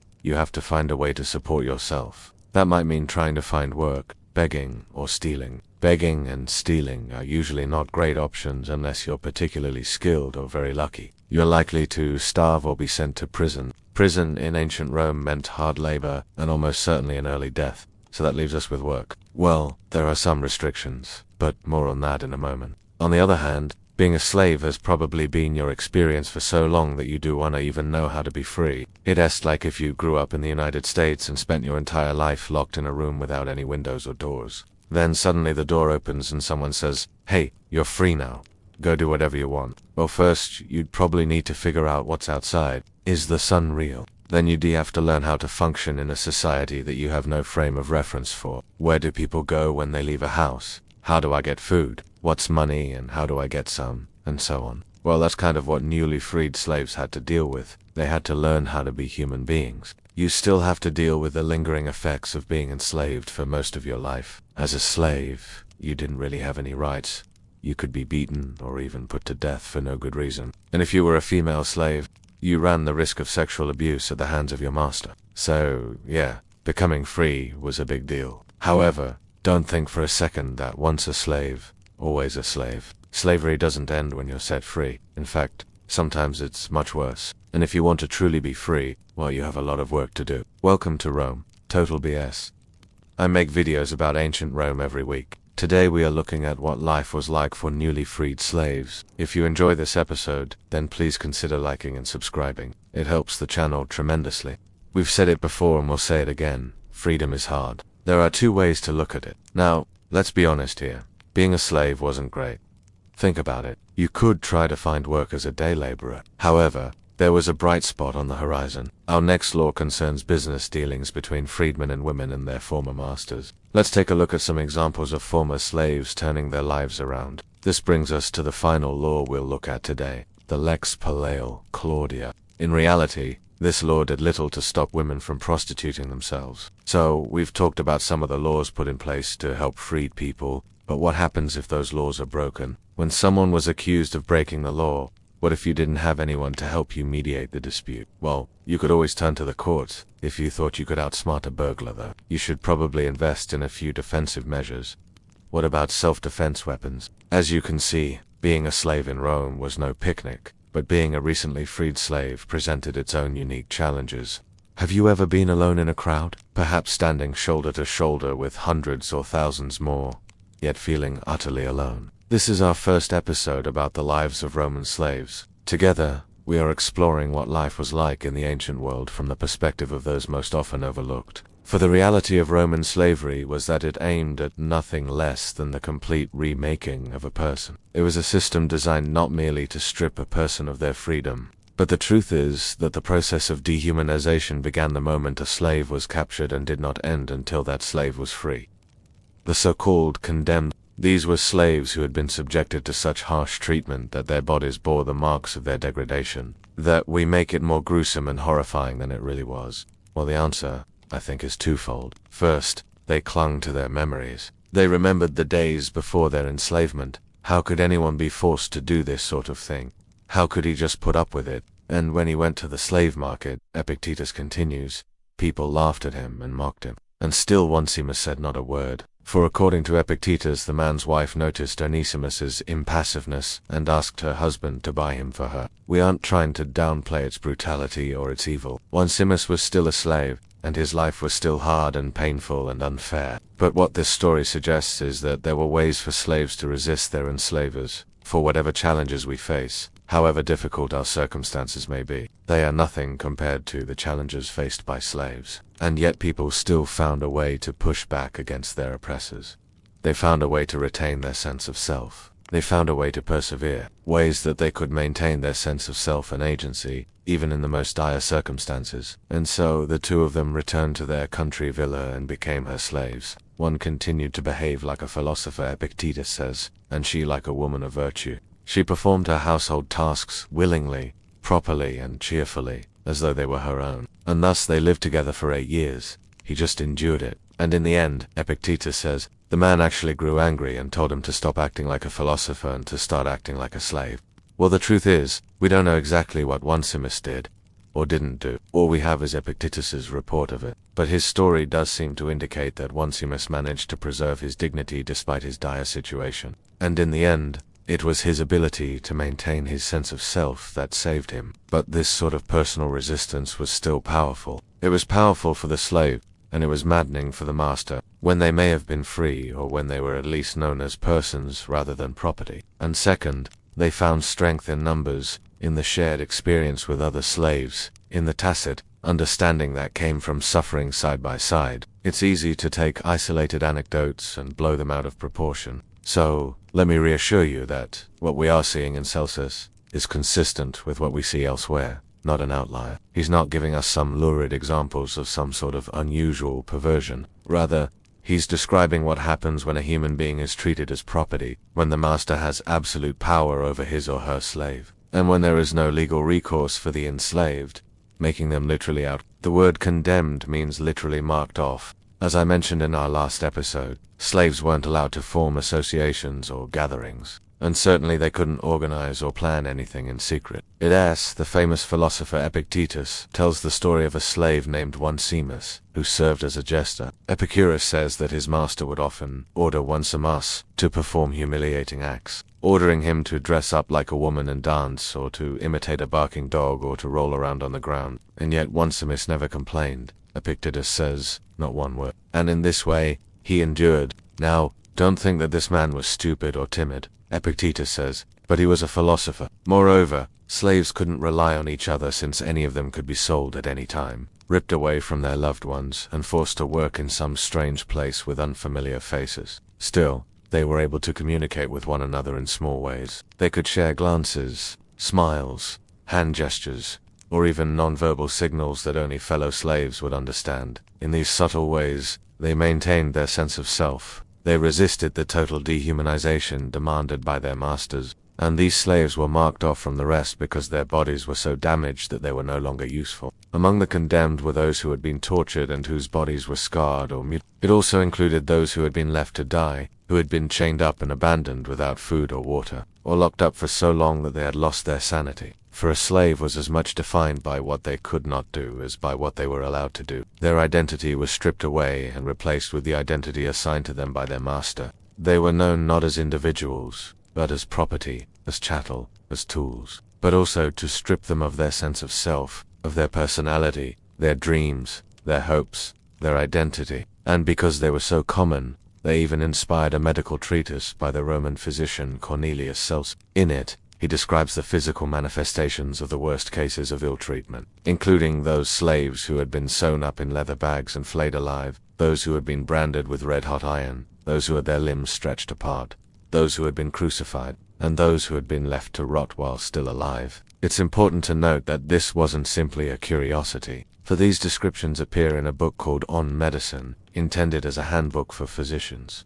This was not a rare occurrence. This was not something that happened in exceptional circumstances. This was the day-to-day reality of Roman slavery, the everyday experiences of ordinary people like you and me. We are bringing history vividly to life through the stories of slaves, freed people, women, and other historically underrepresented groups. And we invite you to join us every Wednesday at 8 a.m. Arizona time for new installments. If you have, then you know something of the experience of a Roman slave. We considered the many paths to slavery in the ancient world and saw how an individual might be born into bondage, sold by a desperate father, or even kidnapped and made a prisoner of war. When we meet him, he is young and headstrong and full of the joys of life. But after he is wrongfully enslaved and forced to work as a donkey, he loses everything. Not only is he forced to perform menial tasks and endure beatings, but his mind is gradually broken until he is nothing more than a hollow shell of his former self. After he is finally freed from his curse, we catch our first glimpse of the damage done to him by his enslavers. Lo, how heavy a burden is that which the mind alone bears!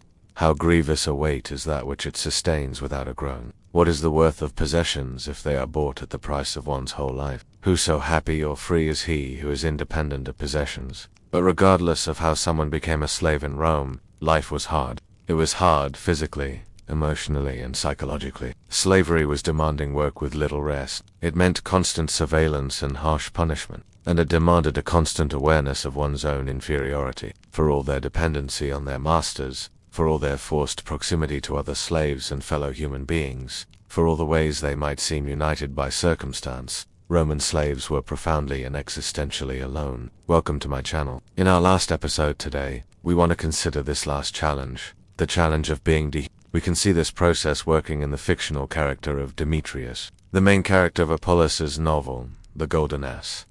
Demetrius is obviously a fictional character, and his story is designed to be extreme and therefore exaggerated. This was nowhere more true than among the most despised class of Roman slaves. There are dozens of literary references to the condemned in Roman literature. I should pause here to say that there is always a danger when writing about topics like this that we sensationalize the subject matter. So, how did a slave survive in such a world? How did they hold on to their humanity when it seemed like everyone and everything was conspiring against them? Of course, there were limits to this solace, and what's more, sometimes that resistance was enough to drive their masters mad. When you look at it from the outside, Onesimus's story seems almost unbelievable. After Onesimus had been a slave for several years, Epictetus says, the master decided to sell him. Now, what happened next is one of the great what-if scenarios in philosophy.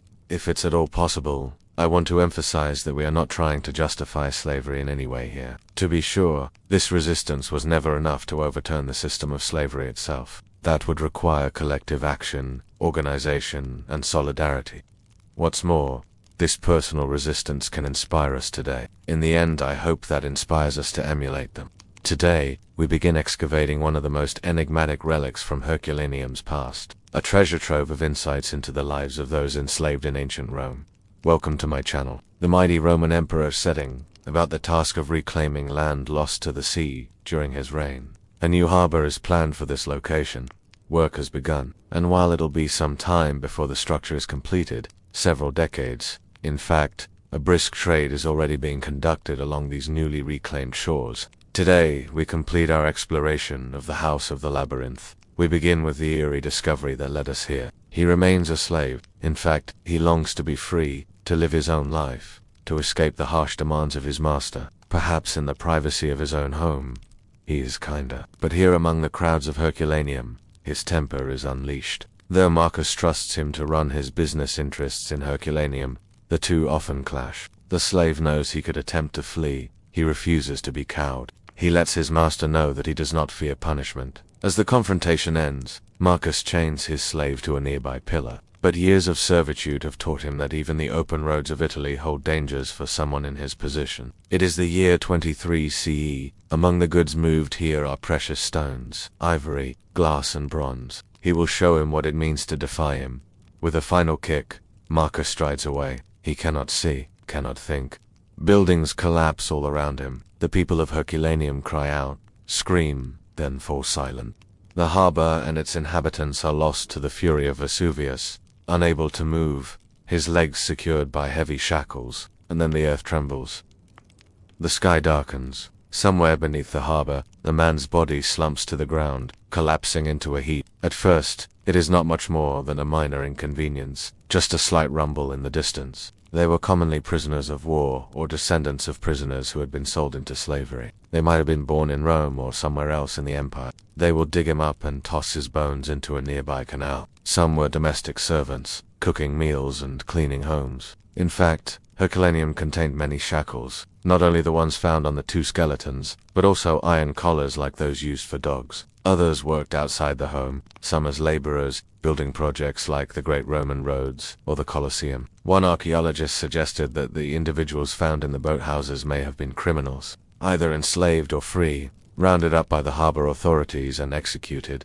People run in all directions. They may have attempted to escape stolen goods or simply been unlucky enough to incur their owner's displeasure. Those who didn't have shackles on their wrists, some of the women and children, may have been able to pry theirs off. Now it is time to bring this episode to a close. Please take a moment to remember and honor the countless men and women who toiled under the scorching sun, building magnificent monuments that we still marvel at today. Like thousands of other Romans, he perished forever bound. Who were they? Where did they come from? What were their stories? The historian wishes she knew. He and the woman whose bones were found beside his may have been lovers, friends, or even family members, this time by archaeologists. Finally, after so many centuries, he and the other victims of Vesuvius will receive a proper burial, laid to rest in the appropriately named city of the silent Hercules. For 16 centuries, his remains will lie here, buried in ash, a silent testament to the disaster. She will do her best to answer as many of your questions as possible.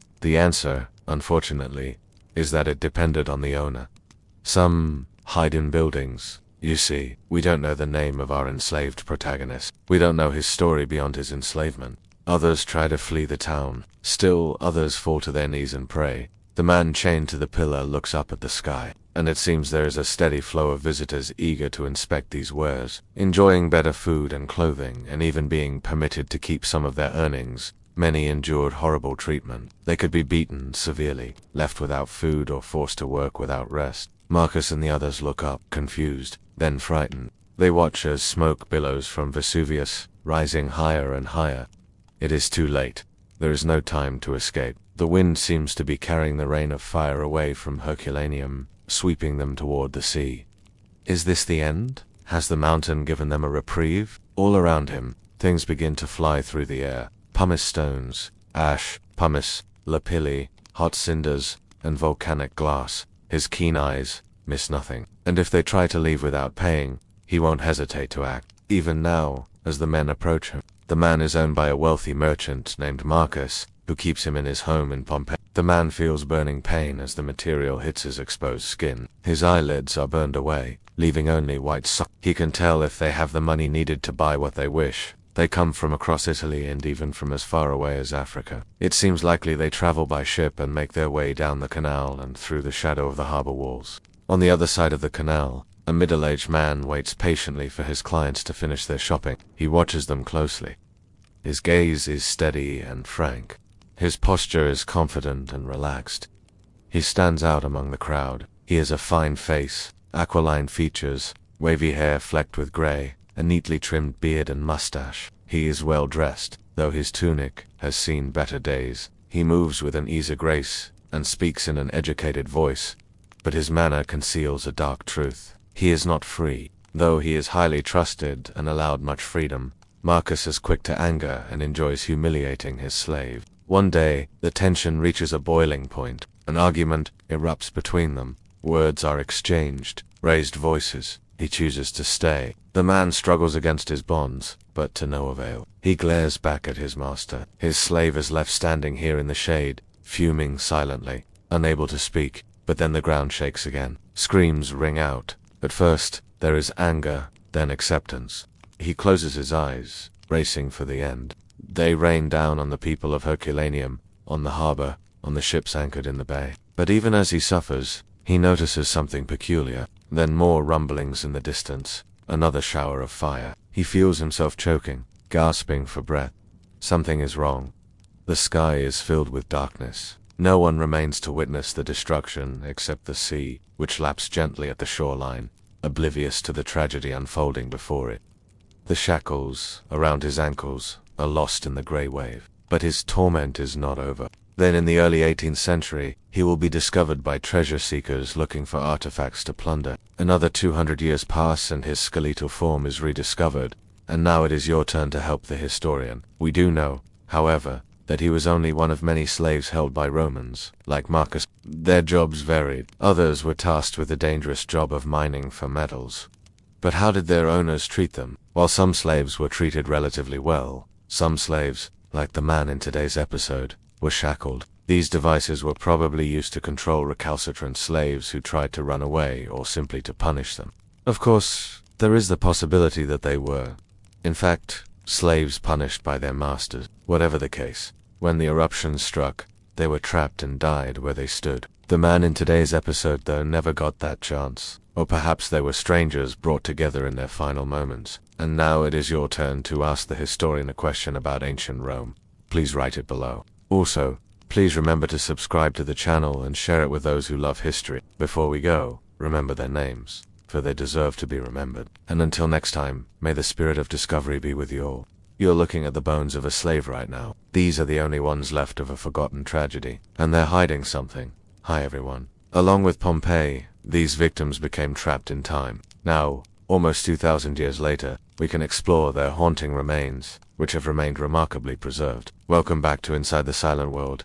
But before we do, make sure to subscribe for more videos like this one. Thanks for your support. They've already uncovered streets, houses, and shops frozen in time. But the real heartbreak comes when they start finding human remains. What makes this even more tragic is that many of these people were slaves, where today we are uncovering the truth behind the lives of slaves in ancient Rome.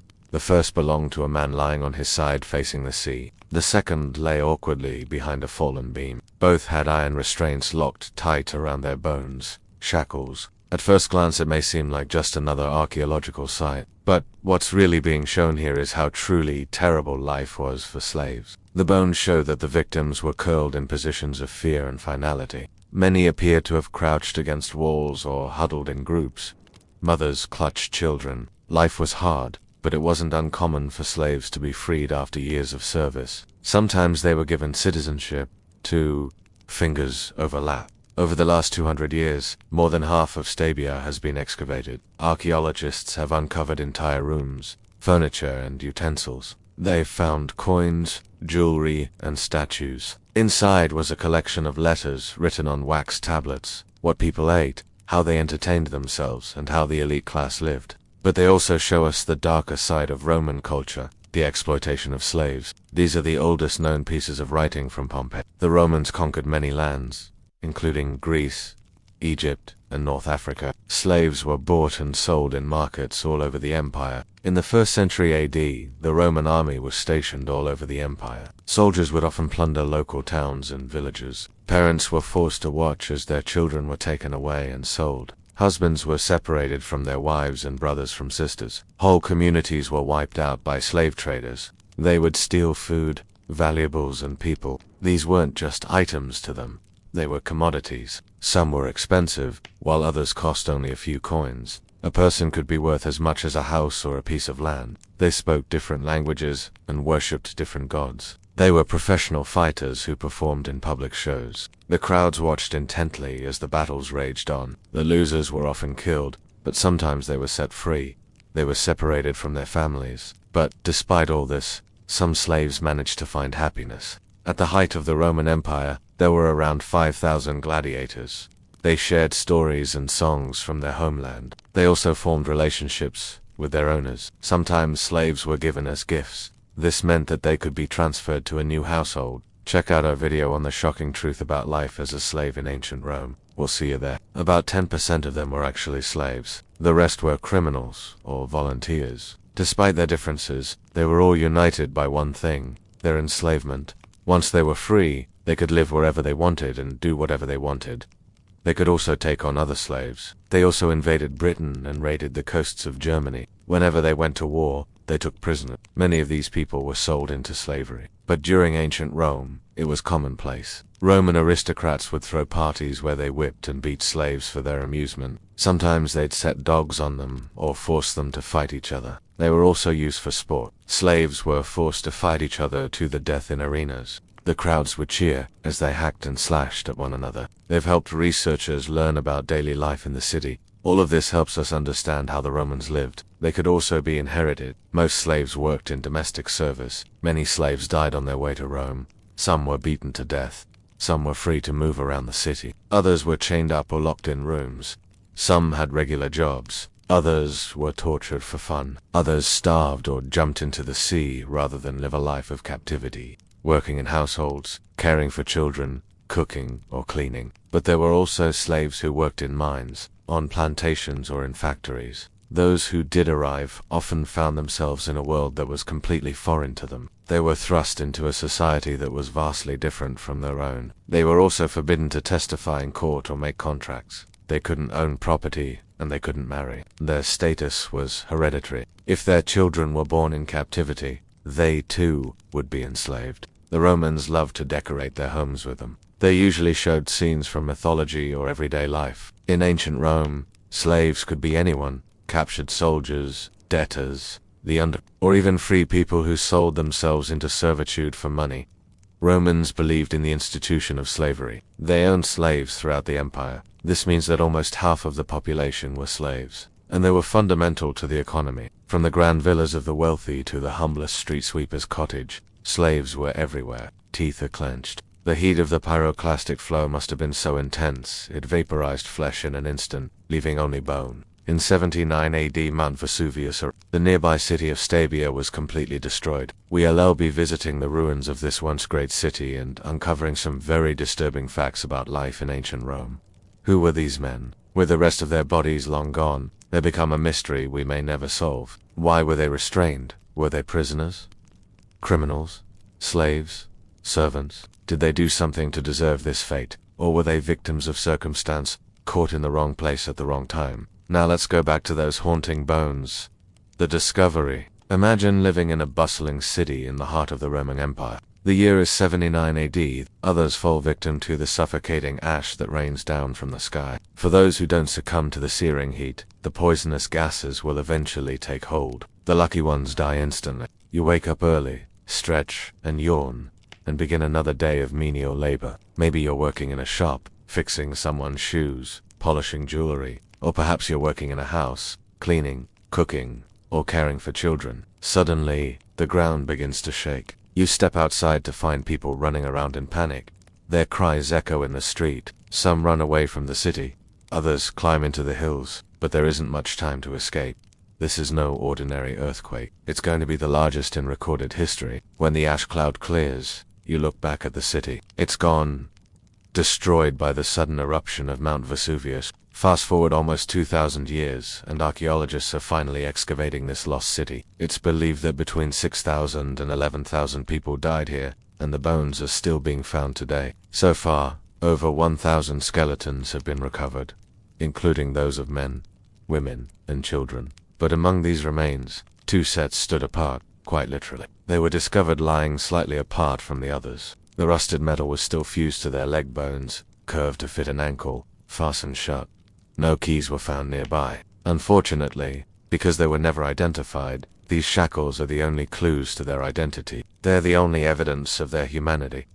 Who were the slaves? Slaves weren't considered property, but they did belong to their owners. That meant they could be bought, sold, and traded. For the most part, slaves weren't treated terribly. However, there were cases of abuse, torture, and murder. However, that wouldn't have been true for everyone. The cruel reality was that many never saw freedom, the excavations. One of the most interesting things they found were these are colorful paintings on the walls of buildings. But perhaps the most remarkable discovery was made in 1994.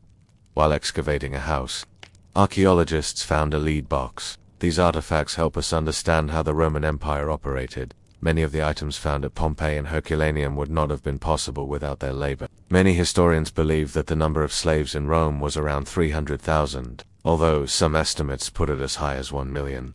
Most slaves were imported from abroad. The slave trade was a big business. Slaves were also stolen. A thief could sell his loot to a merchant who would then sell it to a customer. The same went for stolen people. Sometimes families were torn apart.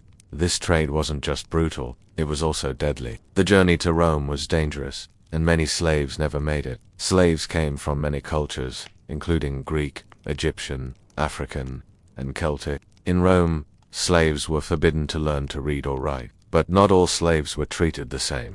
Slaves were often seen as property, but they were also viewed as a source of amusement. The gladiators were the most famous of all slaves. Gladiators came from all over the empire, including Gaul, Greece, and Egypt.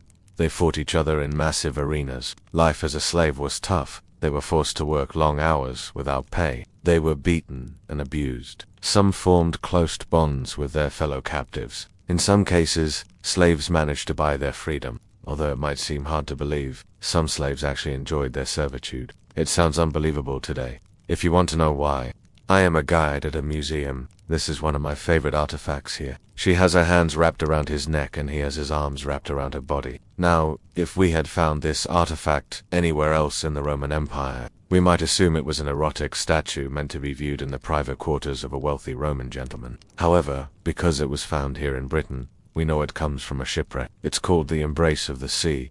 It's also known as the Embrace of the Lovers, perhaps depicting a couple who were lovers, a free woman and her slave, or even mother and son. The writings of Roman intellectuals may not always reflect the lived experience of enslaved people themselves, and so we turn once more to archaeology. It shows a young man sleeping peacefully with his head resting on a pile of shields. He wears a torque or a large neck ring around his head and his hair is braided. He is naked except for his sandals and a small belt bag. We also have writings from Roman philosophers and poets. These sources can tell us about how the Romans thought about slavery, how they argued about it, and even how they made money from it. They could be captured in war, like the Gauls, or they could be born into slavery within the empire. There were even times when entire cities were enslaved, like the Jewish people after the destruction of the Second Temple in 70 AD, when the Romans invaded Britain in 43 AD. They quickly encountered fierce resistance from the local people. All of them were considered the property of someone else. Below them still were the resident aliens, or the colonias, who were people living in Rome, but owing allegiance to another state. A slave's life depended entirely on the whims of their owner. They could be put to work in the fields or the mines, or forced to fight as gladiators in the Roman amphitheater. And at the bottom were the slaves, personal servants who would never get too powerful or independent. Even though they belonged to him, he didn't trust them. Well, as we mentioned before, the Romans loved their artwork. Statues like this would have been commissioned by wealthy Romans as decorations for their private gardens or villas. One time, according to legend, he summoned 2 of his slaves to his palace and told them to kiss each other. They believed that some people were simply born to be dominated, while others were born to dominate them. The concept of human equality did not exist in Roman thought. Maybe this is a depiction of a Roman slave, unable to escape even as the world collapsed around them. But the metal around their bones tells a silent tale of restraint that outlived the body, of a life that ended not in rebellion, but in stillness. But others question the absence of clear records or holding cells nearby. Were they ship rowers, dock workers chained to prevent flight? If you enjoyed this video, please follow for more content. And remember, if these 4 walls could talk, the place where the richest and most powerful people in Roman society would have spent their free time. Or were they slaves, chained as part of their daily condition, caught in the final moments of a life already bound by servitude? Plants from every corner of the empire, flowing fountains, and peaceful statues. The wealthy elite escaped to their gardens to relax and enjoy the fruits of their labor. Gardens were an important symbol of wealth and leisure in the Roman world. But when we look closely, we see that she actually has a small piece of cloth covering her genitals. These kinds of statues would have been viewed by Romans as erotic and provocative, but our modern sensibilities would find them tame. At the top of the hierarchy were the patricians, followed by the equites, who were the Roman knights. Then came the lower classes, the plea, who were the common people, a captured enemy soldier who was forced to serve the Roman army after his people were defeated. Archaeologists have found similar sculptures across Roman Britain, a reminder of the power they held over other human beings. By displaying this sculpture, they asserted their dominance over the enslaved people they owned. Maybe this was a common trophy, a warning to other tribes who resisted Roman rule. If a slave was owned by a senator, they were likely to be treated better than those owned by the emperor. While emperors were technically considered the highest members of Roman society, they were actually closer in status to kings. They recorded that the tribes of northern Britain lived in a state of constant warfare, raiding into Roman-held territory and refusing to submit. And it has been one of the most popular artifacts here since the museum opened in 2009. Some slaves were able to work their way into the homes of the rich and powerful, becoming personal attendants to the elite. Some became teachers and philosophers, passing on the classical texts of Rome to future generations. In this series, I explore historic houses and the secrets they hold. Today, we're retaking a journey back to the Roman Empire and exploring the lives of the people who lived and died in Roman slavery. The whole thing was probably once a dramatic scene of a defeated warrior, but now it's a peaceful sleep. You may think of Rome as a faraway ancient civilization that lived thousands of years ago. But during its height, Rome controlled much of the Mediterranean and parts of northern Africa, Western Asia, and even southern England. For centuries, the Roman military machine conquered new lands, bringing them under the control of Rome and enslaving the people who lived there. It is a sculpture made from bronze creators sometime in the 1st century AD. That means that Rome existed within living memory of our own Anglo-Saxon ancestors. Enslaved people make up the majority of those who lived in the Roman Empire, and yet we know very little about them today. Much of what we do know comes from archaeological finds such as this sculpture. During its long history, millions of people lived under Roman rule. Some of them were free, some of them were enslaved. It was found off the coast of the Isle of Portland in Dorset, England in 1899. As you can see, it depicts a man embracing a woman. Now, we don't know who these people are. We don't know where they're from or what happened to them. So we've titled this exhibit Inside the Silent World of Roman Slaves, because it is likely that these two people depicted on this sculpture would have been slaves aboard that ship. Welcome to this house. It lasted from around 753 BCE until the fall of the Western Roman Empire in 476 CE. In today's episode, I want to focus on those people who lived a life of Roman slavery. This piece is thought to be from the late 1st century AD, but there is a huge gap between philosophy and reality. Here at the museum, we have another sculpture called the Sleeping Gull. He was discovered along with a broken sword, spear and two shields near the village of Mansetta in Warwickshire. We think this man was probably from northern Europe, either Britain or what the Romans called Caledonia, which is probably modern-day Scotland. There are many stories of Roman generals and emperors being defeated by Caledonian warriors. Maybe this is one of them. The Roman Empire stretched from North Africa to Britain. Its armies marched all the way to the edge of the known world and back again. Enslaved people in Rome came from many different backgrounds. Some enslaved people were bought and sold as property. Some were given as gifts to reward loyal servants or friends. Others were inherited like any other object. The Romans believed that slavery was natural. It was a part of the order of the universe. They divided people into different categories based on their perceived level of sophistication. Roman society was divided into 6 different categories. Below them were the foreigners or the peregrini, who were non-Roman citizens. Slaves were not considered part of the Roman social order at all. They were literally property. Life for a slave could be brutal, but not all slaves had the same experiences.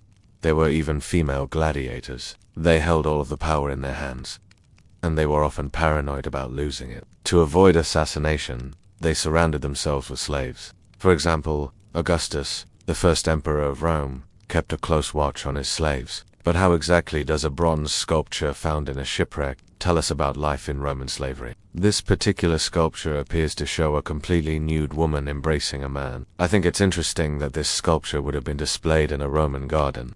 The Romans believed that the perfect garden was a microcosm of the universe.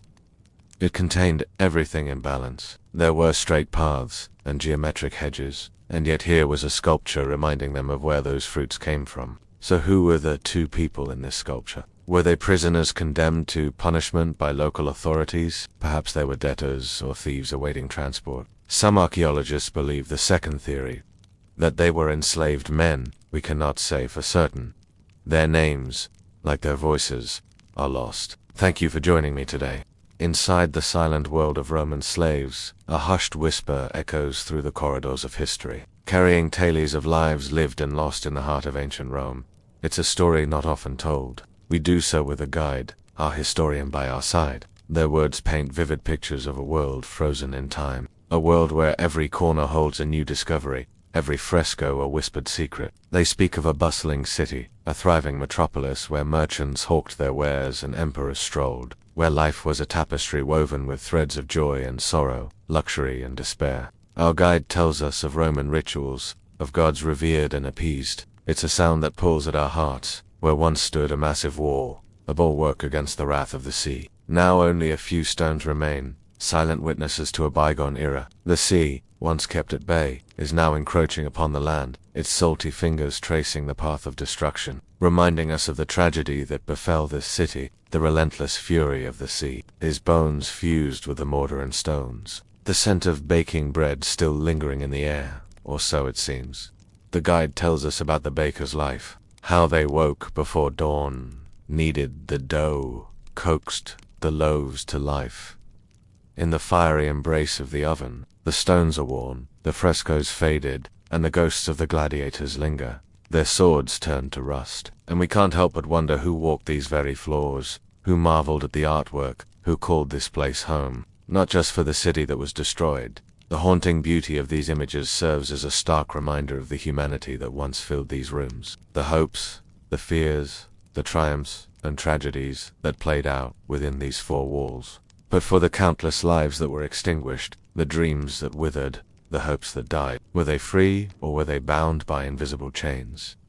Their armor crumbled to dust. They tell us of gods and heroes, of love and war, of triumph and despair. These images once served as a source of inspiration, a constant reminder of the destructive power of nature and the fragility of human existence. A profound understanding of the devastation that befell this ancient city and its unsuspecting residents. As we explore the excavated ruins, our guide paints a vivid picture of the city's vibrant past. We carry with us the echoes of its laughter and the shadows of its sorrows. The experience stirs within us a deep appreciation for the resilience of the human spirit and the enduring power of history to shape our world, helping us to visualize the bustling marketplace, the luxurious villas, and the ordinary lives that once filled these streets. In the center stands a fountain, its waters once bubbling merrily, its surface reflecting the blue expanse of the sky. But now it's a silent relic of the past, its waters dried up, its basin filled with debris. But its story continues to resonate through the ages. The well-preserved ruins serve as a portal to the past, allowing us to witness the ebb and flow of life in the Roman Empire, from the grandeur of its architecture to the intimate details of everyday existence. Pompeii offers an unparalleled glimpse into a world long gone, a reminder of the values and ideals that the Romans held dear. His story, like so many others, lost in the annals of time, and we can't help but wonder if those whose bones lie beneath the rubble prayed here too, seeking solace in a world without mercy. Did they whisper their hopes and dreams into the cold stone, hoping for a respite from their arduous toil? When merchants and locals alike gathered here to buy and sell their wares, to exchange gossip, to simply bask in the warmth of human connection, where young men trained for their moment in the sun, the laughter of children at play, erased by the cataclysmic eruption of Mount Vesuvius. The fountain, once a symbol of life and vitality, now stands as a solemn reminder of all that was lost. Its cracked stones and silent waters, bearing witness to a tragedy that unfolded over 2,000 years ago. We see the fountain not as a dry, cracked basin, but as a lively gathering spot, a place where life unfolded in all its messy, beautiful glory. Their lives a brutal dance of blood and steel. Can you hear the clash of swords? Do you feel the surge of adrenaline as these warriors tested their mettle in the shadow of the Colosseum? We imagine the rhythmic thump of their hands against the worn wooden table, the different types of fighters, the strategies, the camaraderie forged in the crucible of combat, its walls adorned with the mosaic of Neptune and Amp. The guide points out the intricate design, the vibrant colors that once brought the sea god and his consort to life. They tell us about the crowds that roared with excitement, their cheers echoing through the ancient amphitheater. The gentle rise and fall of the bread as it rested, the comforting aroma that spilled out into the streets, drawing hungry customers like moths to a flame. when art flourished and mythology danced on the walls. But now the house is empty, its inhabitants vanished, their stories lost to the ages. It was a scene of unimaginable horror, a spectacle of nature's untamed power. The guide explains how they were often slaves, toiling under the harsh glare of the midday sun, their bodies aching, their spirits yearning for a taste of freedom. People fled for higher ground, abandoning their homes and their possessions in a desperate bid for survival. Or did they curse the fates that had chained them to a life of misery? The story of those who toiled in silence, their voices lost to the sands of time. The slaves, here amidst the ruins, they unveil a sight both heartbreaking and thought-provoking, the shackles found within the villa. They tell us of lives confined, of bodies held captive by chains, their stories etched in stone and shadow. They depict scenes of daily life, of gods and heroes, of love and loss. And the fresco, all that remains of it, is a faded memory on a crumbling wall. We look up, our eyes tracing the lines of a skeleton that's imprinted on the ceiling. This man, too, was caught in the grip of fate. Perhaps he was an artist, adding another layer of color to the city's rich tapestry. Maybe he dreamed of freedom, of a life beyond the confines of his The guide points out a particular fresco, one that shows two men wrestling. They ask us to imagine the laughter and cheers that once echoed around them as these men locked in combat, just as they'd done for centuries before. We run our fingers over the cold, hard metal, trying to imagine the weight of their presence on living flesh. As we traverse the labyrinthine streets of Pompeii today, the guide points out the design of the shackles themselves, simple yet stark, perhaps used to move goods, perhaps to carry people, each piece of debris whispering tales of a life lived under the shadow of servitude. They weren't the elaborate instruments of punishment found in a notorious prison like the one in Rome, but rather unadorned iron bands with locking clasps. We come across other skeletons, some adorned with jewelry, others with tools or coins tucked into their belts or folds of fabric. These were men and women who once walked these very streets, each with a story to tell. But the men in shackles had no such belongings. They were stripped bare, not even a ring or a bag to their name. The only companions, the unforgiving chains, and the relentless march of time.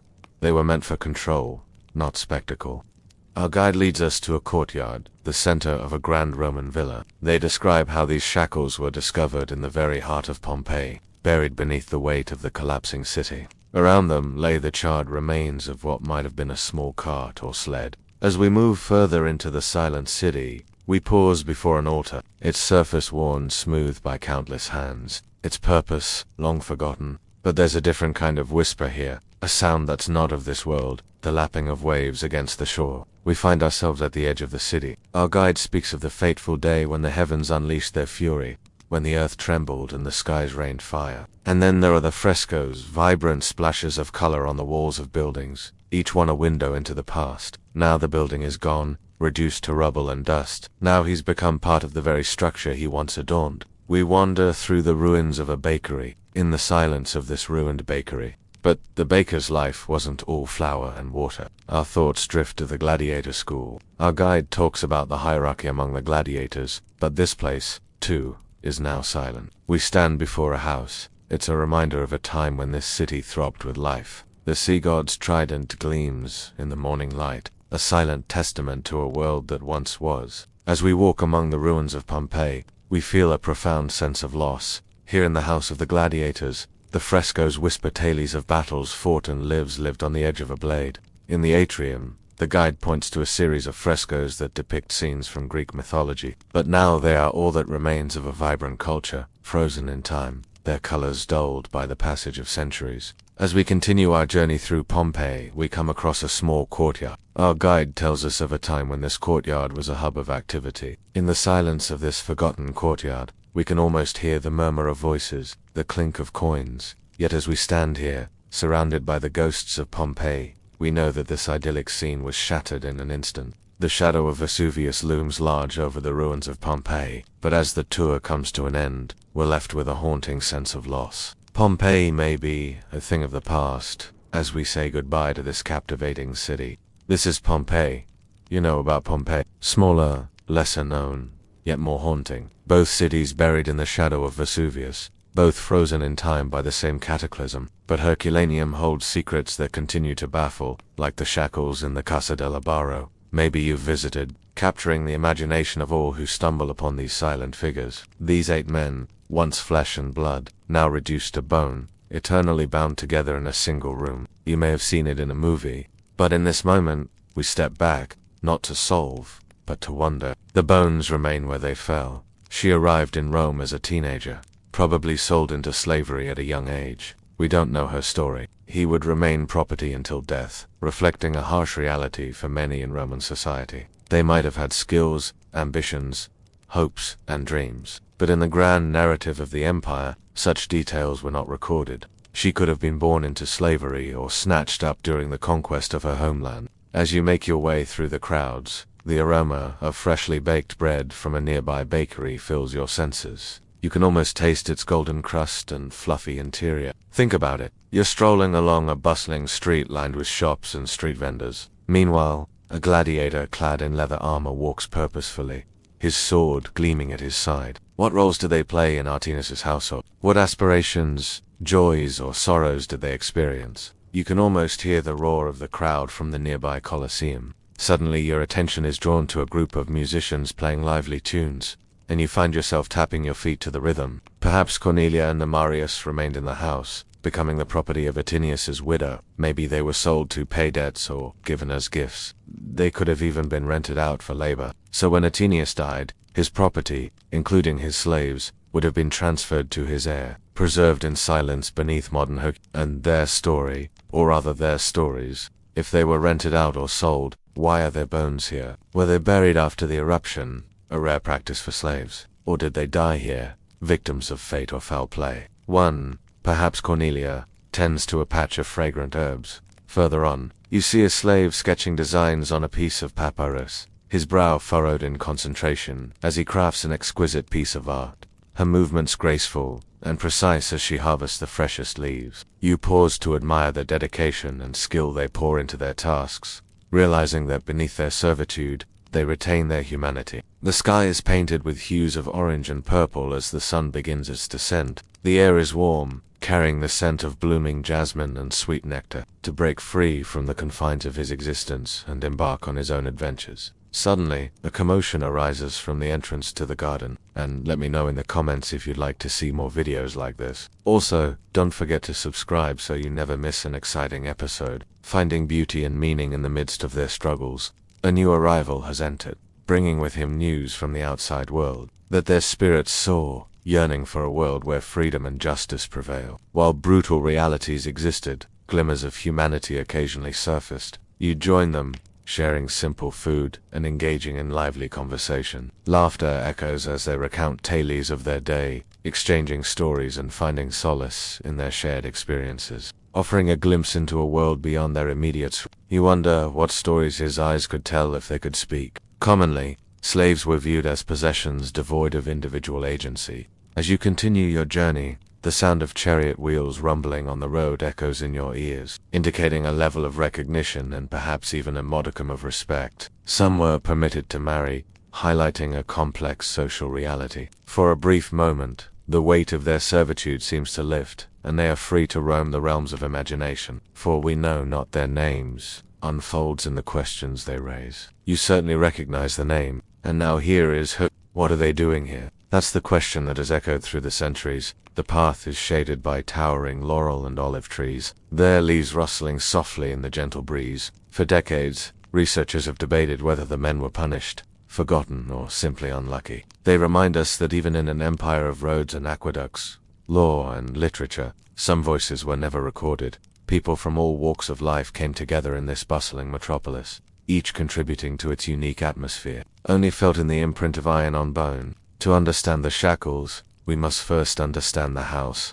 It belonged to a wealthy Roman named Marcus Atinius Faustus. He purchased it around 40 BC, shortly before Augustus came to power. Under his rule, Rome entered an age of relative peace and prosperity. It would last for over 200 years. His villa boasted a courtyard garden, frescoed walls, and exquisite marble floors. Beneath its tiled roof, awnings provided shade from the sun. Furniture crafted from cedar and cypress would added touches of luxury, a period known as the Pax Romana, which ironically translates to the Roman peace. For a man of Atinius's means, life was likely comfortable. At least 3 slaves are documented as belonging to the household. One, a former dancer named Felix, was granted freedom, but remained loyal enough to return to serve his old master. 2 others, a male and female pair, are mentioned in a will, leaving us with names, origins, and ages. The woman, Cornelia, hailed from the Greek colony of Sinope on the Black Sea coast. Her companion, a man named Numerius, was born a slave in Itri, the region encompassing modern Tuscany and northern Lazio, yet no records exist detailing their lives here. Did Cornelia ever dance or sing? Did Numerius tend the garden or assist with Atenius's writing? Now, envisioning everyday life in ancient Rome can be quite enchanting. In the distance, you hear the boisterous laughter of children playing, while merchants energetically hawk their wares. A well-dressed woman walks past, adorned with exquisite jewelry that catches the sunlight. An old man with a long white beard sits on a nearby bench, lost in thought. Life in ancient Rome was a vibrant tapestry of sights, sounds, and experiences. And within this vibrant backdrop, our thoughts turn to Cornelia and Numerius. How did they navigate this world? Sadly, the passage of time has left these questions unanswered. Despite their presence in Atinius's will, Cornelia and Numerius fade into obscurity after his passing. Here's the thing. In ancient Rome, most people lived without wills. It was a privilege reserved for the wealthy. After that, who knows? But here's the enigma. Their skeletal remains suggest otherwise.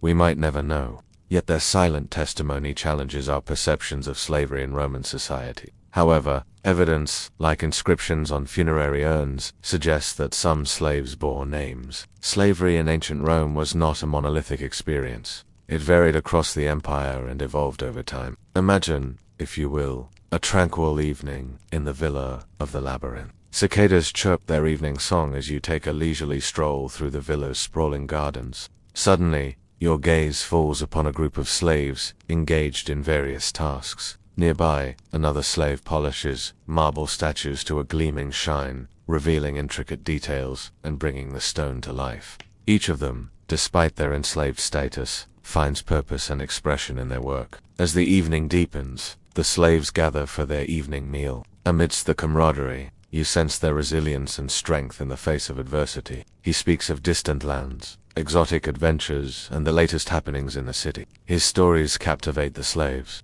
One of the slaves, perhaps Numerius, listens intently, his eyes gleaming with curiosity. He yearns to explore the world. As the night deepens, the stories continue, weaving a tapestry of dreams and aspirations. In this shared space, they find strength, solace, and a sense of community. Together, they navigate the complexities of their lives, and it is here, amidst the whispers of the wind and the rustling of the leaves. Now, if you've made it this far, thank you. And finally, I've got something special for you. Inside the silent world of Roman slaves, we will examine one of the most fascinating aspects of Roman life, one that has often been overlooked in favor of gladiators and emperors. Slavery played a huge role in the success of the Roman Empire. While the brutality of slavery is undeniable, for many slaves, their lives were not that of a gladiator, chained up and whipped for sport. They lived in relative luxury. The bedrooms were decorated with fine textiles and furniture, and the walls were often covered with frescoes. The head of the household had a special bedroom called the cubiculum principum. These gardens were a place where the family could relax and enjoy nature away from the hustle and bustle of the city. The gardens were often filled with flowers, trees, and fountains, and were a popular place for wealthy Romans to escape the heat. Some dumas even had a small zoo with exotic animals, which was larger than the other bedrooms and had a private bathroom attached. In the absence of refrigeration, their days began with ensuring that perishable goods were used first. Fresh bread would be sliced and laid out on platters alongside bowls of fruit, olives, and cheese. One might polish a statue in the courtyard, their movements precise and careful. Another might sweep the mosaic floors, their broom crafted from a twiggy branch and a ball of string. Yet another would tend to the fountain, its water gurgling merrily as it cascaded over the marble. Perhaps a small cage with singing birds would be brought out.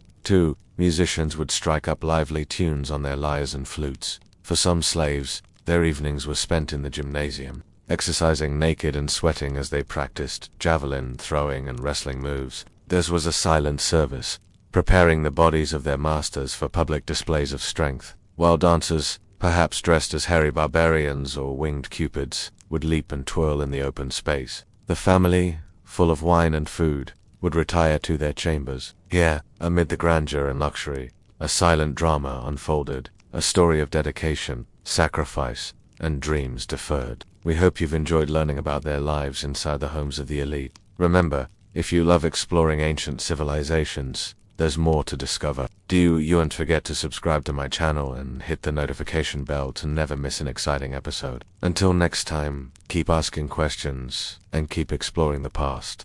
Who knows, you might just uncover the next big discovery. The lives of the slaves were deeply entwined with the rhythms of the Domus, their actions and presence shaping the very essence of Roman life. The atrium, now empty, would fall silent once more until the rising sun painted the sky with hues of pink and gold, and the cycle of silent service would begin anew. The sound of clapping and laughter would mingle with the music, creating a festive atmosphere. Slaves carrying messages would hurry through the courtyard, their sandals slapping against the stone. Peddlers calling out their wares would interrupt the quiet, their voices echoing in the vast space. Sometimes, a slave woman might sit by the impluvium, idly spinning wool as she watched the play of light and shadow on the water, their melodic chirping adding a cheerful soundtrack to the meal. The family would withdraw to their private chambers, cool and shaded, while slaves fanned them with palm fronds.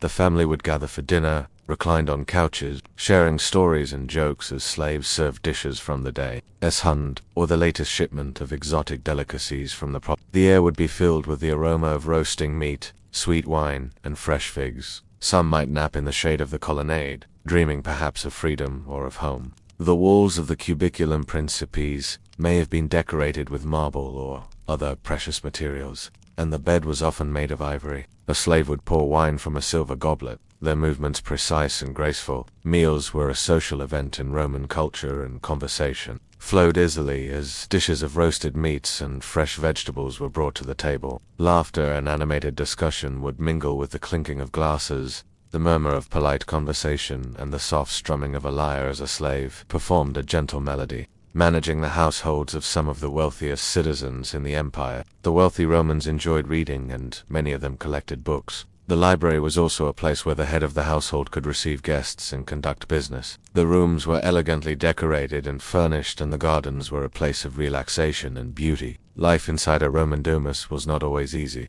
The slaves who worked there had a difficult job. However, the domus was still a beautiful place to live. Some domus even had secret passages and rooms for hiding valuables. Let us turn our attention to the bustling atrium once again. As the heart of the home, it was here that the slaves performed their daily tasks, preparing the house for the day ahead. The mistress of the house would awaken early, perhaps in her luxurious bedroom suite complete with a marble bath and frescoed walls depicting idyllic landscapes. Her morning ritual would be a silent symphony of activity as slaves dressed her in fine linen garments, adjusting her jewelry and styling her elaborate hairstyle. This central hub of activity was not just a place for relaxation, but also the stage for a silent drama, the lives of the slaves. Their presence permeated every corner of the domus, yet their voices echoed unheard in the grand halls. The head of the household would use these rooms for storing gold or important documents. These secret rooms were known as cubicula abscondita, and today we are going to look at what life was like inside the homes of these elite Romans. What would a typical day be like?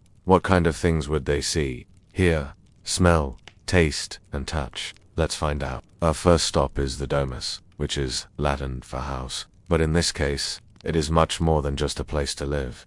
This is a senatorial home. Senators were the upper class of Roman society, and their houses, or domus, were more than just residences. They were a way to show off their wealth, family, history, and power. Entering the domus, you would first come into the atrium, which was the main room, or hall of the house. This room was very big and open, and was used for all kinds of different activities. It was also the center of the house, and all the other rooms were built around it. In the middle of the atrium was a sunken pool called an Rainwater would fall into the atrium through an opening in the roof and collect in the This provided a source of fresh water for the household, and was also used for drinking. The atrium was surrounded by a colonnade, which were columns that supported a flat roof above. The colonnade helped to keep the atrium cool in the hot Roman summers, and also provided shade. The triclinium was the formal dining room of the house, and it was located off of the atrium. Meals were eaten on couches while reclining, and slaves would serve food on silver platters.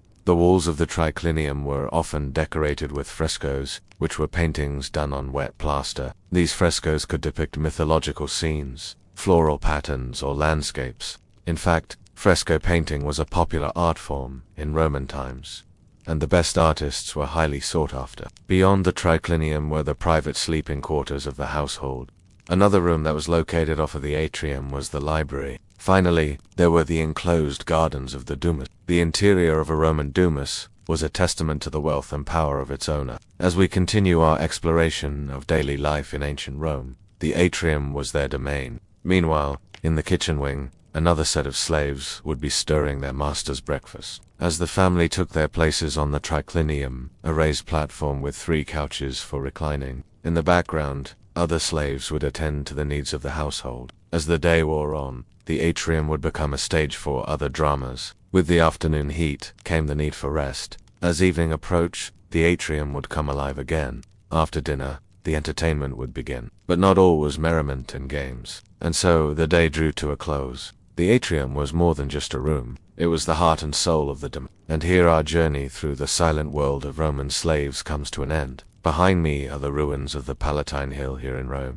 And behind me are the ruins of the Palatine Hill here in Rome here. On the very spot where these ancient stones once stood 2,000 years ago, there was a Roman house. A place where Romans spent much of their time, whether they were free or enslaved. So today, let us go inside the peristyle and explore what life was like for slaves here in the heart of the Roman house. But when we think about what life was like for the people who lived here, first, we would enter through the atrium, the main reception room of the house. We would pass through a doorway at the far end of the tablinum and find ourselves in surrounded by columns and enjoying the beautiful view of the garden beyond, reminding everyone who entered the courtyard of who they represented and who they needed to honor. Here guests would be received and important business would be conducted, which helped to keep the air cool in the hot Roman summers. Surrounding the pool were plants and trees. To her small child or a group of young male slaves finishing up their dinner as they discussed the gladiator games they saw the previous day. Her hair coiled in intricate braids held with ivory pins, the education of her children,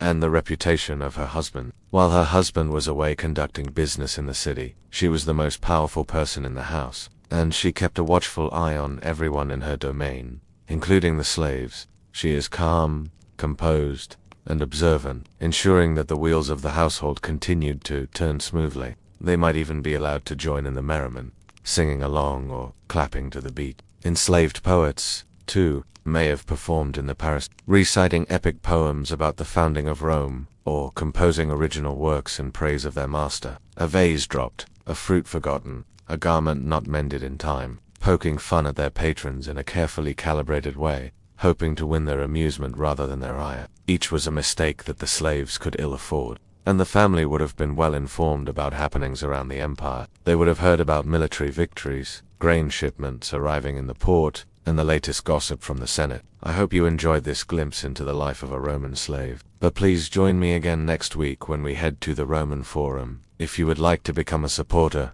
you can click the link in the description. Until next time, remember, Rome wasn't built in a day, but you can explore it in just a few minutes. To hear the story of a freed man who once called this place home. To do so meant risking the lash, being sent out to the fields to work as a farmhand, or even being sold. They, too, had an interest in the state of the world. The family would retire to their bedrooms, and the slaves would begin the long process of clearing out the peristyle. Perhaps they would sleep out in the courtyard, spreading out blankets on the ground to keep safe together, sharing stories and dreams before falling asleep beneath the stars. They would gather up the leftover food and wash the dishes. They would sweep up fallen leaves and dead flowers and straighten up the furniture. After all, peace and prosperity meant greater luxury for their masters, and that meant greater comfort for them as well. But times of war or economic downturn could mean fewer resources, harsher punishments, and even being sold away from everything they knew. A whisper to a steward, a glance at a tray of spices, a nod toward the waiting slave girl.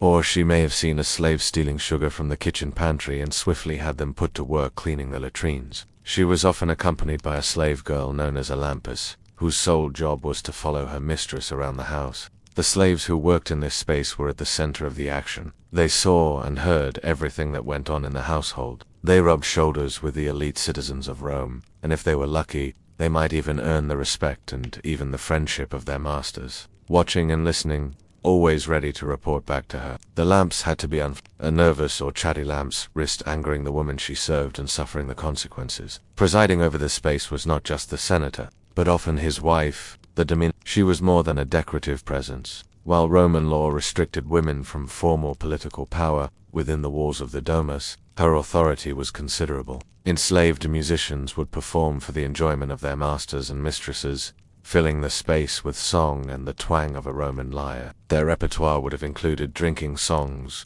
bawdy jokes, and stories about the deeds of famous Roman heroes. She managed the household staff, organized family rituals and festivals, and she made sure that meals, attire, and even appearances upheld the dignity of her name. Maybe a gaggle of female slaves are gossiping about the latest scandal from the neighborhood, all the while keeping an eye out for signs that their mistress is approaching, including grapevines which would trail up the side of the columns and spill over the top, providing shade below. Some of those vines may have even been trained to grow along a nearby roof. Then we would move into the tablinum, which was usually closed off to guests. It was the main living space of the house and also served as the dining room. Life here was anything but. For one thing, the peristyle was constantly noisy. Slaves bustled around carrying food and supplies. Servants cleared away debris from the garden. Sometimes musicians performed for their amusement. And if the master of the house chose to hold court in the peristyle, then the discussions of politics and war would fill the air. Whether they were free or enslaved, we tend to imagine them inside these rooms. The peristyle became the hub of domestic activity. Meals were eaten here, both by the family and their slaves. They may have eaten while standing up, or they may have sat down on low stools. The enslaved people would eat whatever scraps were left after the members of the household had finished eating. We think about how they might have moved through these spaces, maybe laid out on a couch. We don't tend to think about their garden, but these peristyles, these beautiful open-air rooms surrounded by columns, were an essential part of ancient Roman life. This is the second episode in our series exploring the world of Roman slaves. If you missed the first episode, it's available now. In it, we explored how and why people became enslaved in the ancient world, and what life was like for slaves outside the home. Now we're going to explore what life was like for slaves inside the home. So make sure to subscribe so you don't miss any of our episodes. The entrance to this peristyle faces the Via Sacra, one of the most important streets in ancient Rome. This particular peristyle was probably built between 40 and 30 BC. That's during the reign of Augustus, the first emperor of Rome. Peristyles like this one could be found throughout the city, though the wealthy would have had much larger and grander courtyards than this. So, if we wanted to get to the peristyle, we would pass through a series of rooms. Now, if we wanted to get outside, in the center of this courtyard was a fountain with a pool of fresh water. In the center of the garden sat a statue of the family's ancestors. Now, while the peristyle may have looked like a peaceful and relaxing space, when the family wasn't entertaining guests or receiving visitors, we can picture a slave mother offering a piece of bread. After all, the eyes and ears of the domino were everywhere. Imagine her sitting near the peristyle garden, shaded by grapevines, dictating letters to a scribe. Her tunic is finely woven linen, though her voice rarely entered the Senate chamber. Her influence shaped the image of the Roman household. She may have overseen their work schedules, assigned tasks, and handed out punishments. Her sharp eyes may have noticed a quick glance between two slaves and punished them for flirting, lest her household descend into chaos. In fact, the watchful eye of the Domina may have inspired fear in the hearts of the slaves. Evenings in the peristyle may have brought music and poetry, and if their audience was in a good mood, some may have even specialized in satire. As the evening wore on, the conversation might turn to current events. Romans were avid consumers of news. While the family discussed what they had heard, the slaves listened intently. When the evening drew to a close, when it was all done, they would lock up the peristyle by the gates and prepare themselves for bed. Or perhaps they would return to the atrium and huddle together on the floor, seeking warmth in numbers, whispering secrets in the darkness until sleep finally came. Life in the peristyle was busy, dangerous, exciting, and filled with opportunity. But if they were unlucky, they might face the lash, separation from their loved ones, and the constant fear of what might come next. Thank you for joining me in the peristyle today. I'd also like to say a special thank you to my supporters whose names you can see on screen right now. This is what life was like for a slave in ancient Rome. When you hear the word slave, you may think of someone chained up in the basement of a big mansion. In reality, being a slave in ancient Rome was very different than what you see in the movies. In fact, Most Roman slaves were treated much better than most people today. In fact, some were even free to roam the streets of Rome. But those who lived inside the mansions of the Roman elite had it pretty easy. That's because they didn't really have to do anything. Behind the scenes, a network of slaves made all that elegance possible. From the colina or kitchen came the scent of roasted meats and honeyed pastries. Here, tucked away from the main rooms, their quarters might be little more than storage space. This path, which leads past columns and statues to the family's private rooms, such as Sursophrons, slaves who specialize in dressing the master. It's a delicate job, one that requires skill and delicacy. He moves with purpose, dodging furniture and rugs, never pausing in his master's path. Stools, couches, and chairs are pulled into place around the atrium's fountain, ready for the family to sit and enjoy the space. The slave is careful to arrange the cushions just so, and to fluff the pillows so that when the master sits, he will be comfortable. Now they bring in plates of food and pour wine into goblets. On the table before the family is a feast of roasted meats, breads, fruits, and vegetables. Each dish is perfectly prepared and presented. Slaves are everywhere and nowhere in the dining room. As the meal continues, the family reclines on couches or sits on chairs. They discuss literature, politics, and philosophy, sipping wine and enjoying the food. The cook enters carrying a silver platter piled high with sweet treats. The master beckons a servant and whispers a command. The servant, head down, listens intently. He must hear every word, for his master's instructions could mean life or death. The servant nods and disappears, moving silently through the maze of servants' passages. His task done, he vanishes from sight. The master, unaware of the servant's passage, turns to his wife and asks for her hand. She accepts, and together they stroll through the atrium, lost in their own world. Honeyed pastries, spiced cakes, and fresh fruit tempt the diners. How would you feel about being a slave in ancient Rome? Let us know in the comments below. And don't forget to subscribe for more videos. The cook bows slightly to the master and places the platter on the table. Then he melts away, reappearing only when it's time to clear the table once more. All around them, silent, unseen, the slaves of the house keep the meal running smoothly. One brings in bowls of warm water so the diners can cleanse their hands. Another pours perfumed oil onto a stone slab and uses it to wipe the mouths and chins of the diners. Still another removes dirty dishes and replaces them with full ones. Behind every word spoken, behind every plate placed, behind every goblet raised in silent toast, is a system of service honed to perfection over years of practice. The family does not notice the slaves. They should not notice the slaves, but without the slaves, they could not dine in peace.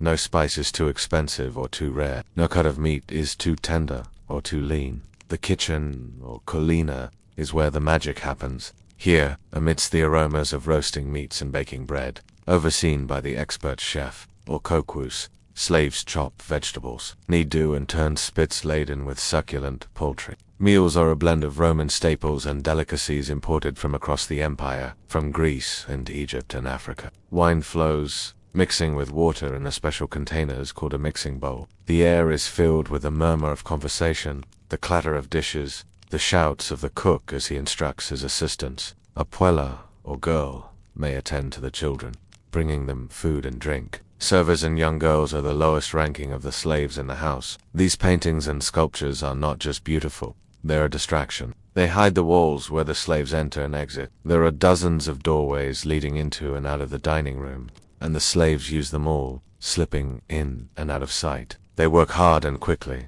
clearing plates and replacing them with full ones, pouring wine and filling water glasses. They must be fast and careful, keeping an eye on the master at all times. If they drop a plate or spill wine on the tablecloth, they put themselves in danger. A sharp word from the master or a flick of the wrist from the wife could mean a cut or a bruise. Though invisible to all but the most attentive visitor, this slave is essential to the house. Without water, the family cannot bathe. Without this slave, the atrium would become a desert. Next to him is his wife, and then their children. Below them are benches where freedmen and women sit, ready to serve. Freedmen and women are former slaves who've purchased their freedom. They have skills and experience and are trusted by their former master. They may have been promoted because they're really good at what they do, or because they know the household too well to risk being replaced by another slave. Above all, they're reliable. With the hot Roman sun beating down on the glass roof, the atrium becomes a greenhouse. Plants from across the empire can thrive here, bringing a taste of the outside world to the heart of the house. The slave knows which plants need more or less water and how much each pot can hold. When he finishes, he leaves the tools by the wall and moves out of the way. The last thing he wants is to get in his master's path. Without water, there can be no aquariums or fountains or pools. In the atrium, there can be no fresh fish, no fruit-bearing trees, and no blooming flowers. Since the master's tunic and toga must be fastened just so, the cicerones responsible for escorting guests around the house are also slaves, as are the custodians, who clean the bathrooms and collect the urine used for cleaning. Is carefully maintained so that the master and his family can move through it with ease. That means sweeping the floor, so when the master approaches, he will not have to pause to move a stool or a basket or a pile of figs. Slaves who perform menial tasks are known as familiars. They do the jobs no one else wants to do. They sweep and scrub, carry water and collect trash. They move easily out of the way when the master approaches and are careful not to get in his way. That's important because if they do, the master could trip, and if he were to fall, it could mean bruises, beatings, even death. Even more important, though, is that the familiars keep the master's path clear, so that the master never has to bend to pick something up or move an obstacle out of the way. If the master bends, he may not stand back up again. Back is a dangerous place for a Roman, especially an older one. To bend over is to risk a slip disc, an excruciating injury that can cause permanent damage. Maybe a few small rooms with dirt floors, sharing a bathroom, a latrine, and a well for fetching water. For older slaves who've worked in the same house for a long time and are trusted by their masters, living quarters may be nicer. Some may even live with their families near the heart of the house, crafted under the watchful eye of the kokwous, or cook. This is the soundless machinery of service. The pueri, young male slaves, swept floors and brought messages. The nutrix, or wetness, tended the youngest child. Each had a role. Each had a master. And in the great houses of Rome, there were dozens of these roles. The silent machinery of service turned ever onward. Most of the time, the lives of these slaves went by without ceremony, without praise. They worked in kitchens, at baths, in gardens, in bedrooms, moving between tasks and masters. It might belong to a senator, a member of the elite class of Roman society, or a wealthy merchant, part of the equestrian class. Either way, the owners are part of the tiny percentage of Romans who can afford such luxury. Their house has many rooms and many stories. The atrium is in the center of the house. Here, around a central pool or fountain, the family gathers. It is the heart of the house and the center of family life. Beyond the atrium are other rooms, perhaps a dining room where meals are shared, a conversation room where business is discussed, a library filled with books and scrolls, and a reception room where guests are entertained. Upstairs are private chambers for sleeping and bathing, usually shared by a mother and daughter or two brothers. In the morning twilight, the light of lamps mingling with the first light of day, they moved through corridors, up and down stairs, opening and closing doors. They slipped out of sight and out of mind. Theirs was an existence in the background of the Roman world, yet without them, that world couldn't function. So let us take a look at what it would have been like to be a slave inside one of the most powerful homes in the ancient world. A tour of the Domus imagines a typical large Roman house, the home of a wealthy family. In the back of the house is the area set aside for slaves. Entering the house, the atrium seems immense, but there is a clear path from the front door to the center of the house. Familiars are lowest on the rungs of the slave hierarchy and are often new to their master's house. Eventually, they may be promoted to other positions. Heading to the atrium, we meet the slave whose job it is to bring water to the family. And now, to prepare the atrium for the upcoming morning, the slave begins arranging the furniture. At the edge of the atrium, we find a slave watering the plants. Now we come to the refectory, the dining room, where the family will eat. At the head of the table sits the master. Below the freedmen and women are the servers, young men called pueri, who have been trained to serve the family. We can see the results of their work from the kitchen. Here, in this microcosm of the Roman world, the machinery of service turns toward a common goal, preparing food fit for the family. There's another reason the family doesn't notice the slaves. It's because the walls of the dining room are covered with artwork. As the meal winds down, the server clears away the dirty dishes and prepares for dessert. With the feast finished, the family rises from their couches. We hope you enjoyed this look inside the world of Roman slavery. What did you find most surprising? When the guests leave at dusk, they will take with them the scent of incense and oil, the murmur of conversation and laughter. They will take with them memories of exquisite food. Today we're exploring the domestic lives of Rome's elite, made possible by countless invisible hands. While one man broke his back harvesting grapes under the sun, another savored wine beneath a painted ceiling, while a young woman in shackles awaited her fate in a storeroom, an open space for family and guests to gather. But now the heat of the day has driven everyone indoors, aware that in this quiet space, more than 4 miles away, in the cubiculum, or bedroom, the linens are stripped from the bed and fresh linen sheets are spread out. Outside, the sound of a lyre drifts in through an open window, a melody tinged with both joy and melancholy, each turn promising a familiar view, a barred window, a cracked wall, the distant clatter of pots and pans, the murmur of conversation, the shuffle of feet on uneven pavement. The strong flavor lingers on your tongue. Around you, others eat in silence. Some are too ashamed to speak. A haunting melody that seems to rise from the depths of the earth itself. Her voice cracks with emotion, raw and powerful, speaking of loves lost and battles fought. The other slaves look at her, their faces etched with worry. If the guards hear her singing, they may accuse her of being a Vestal virgin, a priestess of an outlawed religion. Accusations that could bring more pain and suffering to this place, of hopes raised only to be dashed, of dreams that withered and died. You watch as the woman forces a smile, pushing back the shadows in her eyes. The other slaves follow suit, their faces brightening, their voices echoing with forced cheer. You wash your face and hands in a chipped ceramic bowl, the water tepid from sitting overnight. As you dry yourself with a scrap of linen, you glance at the faded fresco on the wall. He is the foundation upon which the household is built. Without him, the house would crumble.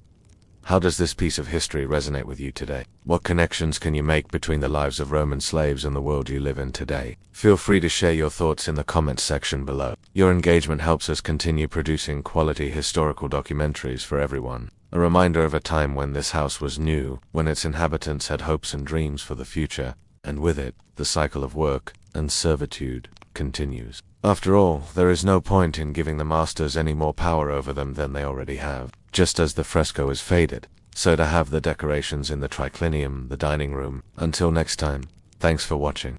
The couches are bare, stripped of the colorful cushions and plump pillows that once adorned them, so they sing songs and tell jokes, sharing stories of the old country. He moves with purpose, his gaze sharp and unwavering, ready to greet the day and all the challenges it may bring. Each laugh is a rebellion, each joke a tiny victory. A slave woman hums as she pours water into a clay jug. A guard calls out orders, his voice echoing in the vast space. Somewhere, a lyre is tuned, its strings vibrating with anticipation. Her song echoes the pain in your bones, the ache in your soul. Inside the Roman house, the party rages on, oblivious to your presence. The longing for a home you may never see again, believing any sound will draw the attention of their masters. Others are too fearful, knowing that a harsh word or careless jest can result in a bloody punishment. Picking up scattered petals and broken branches, preparing the space for the day ahead, every inch of its shadowy interior. He flinches as the older man jabs him in the chest,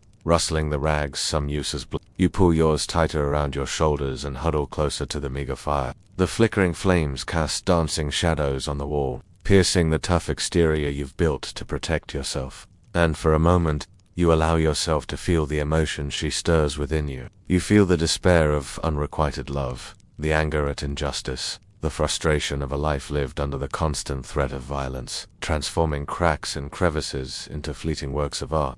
Not hard enough to draw blood, but enough to smart. The boy's crime, perhaps, was to drop a plate or break a pot. For the man, his crime might have been something more serious. Something that brought him down from the gilded world of the elite and cast him among these shadows. Which rooms hold the sick and the dying. Which doors concealed the punishments meted out by the crueler masters. The fear that clings to these four walls, like the music follows you as you move through the peristyle, or colonnaded courtyard, a space of calm amidst the bustling city. Here, statues gaze serenely into the distance, their marble eyes reflecting the fading light of day. A slave lies dying, his master none the wiser. A space set aside from the rest of the house for feasting and entertainment. Slaves prepare the evening meal while you linger near the entrance. There are 2 ways out of this courtyard. You stop in the courtyard and breathe deeply, memorizing the feel of warm stone beneath your bare feet. the smell of stale urine and chamber pots, the buzz of insects searching for respite from the relentless heat,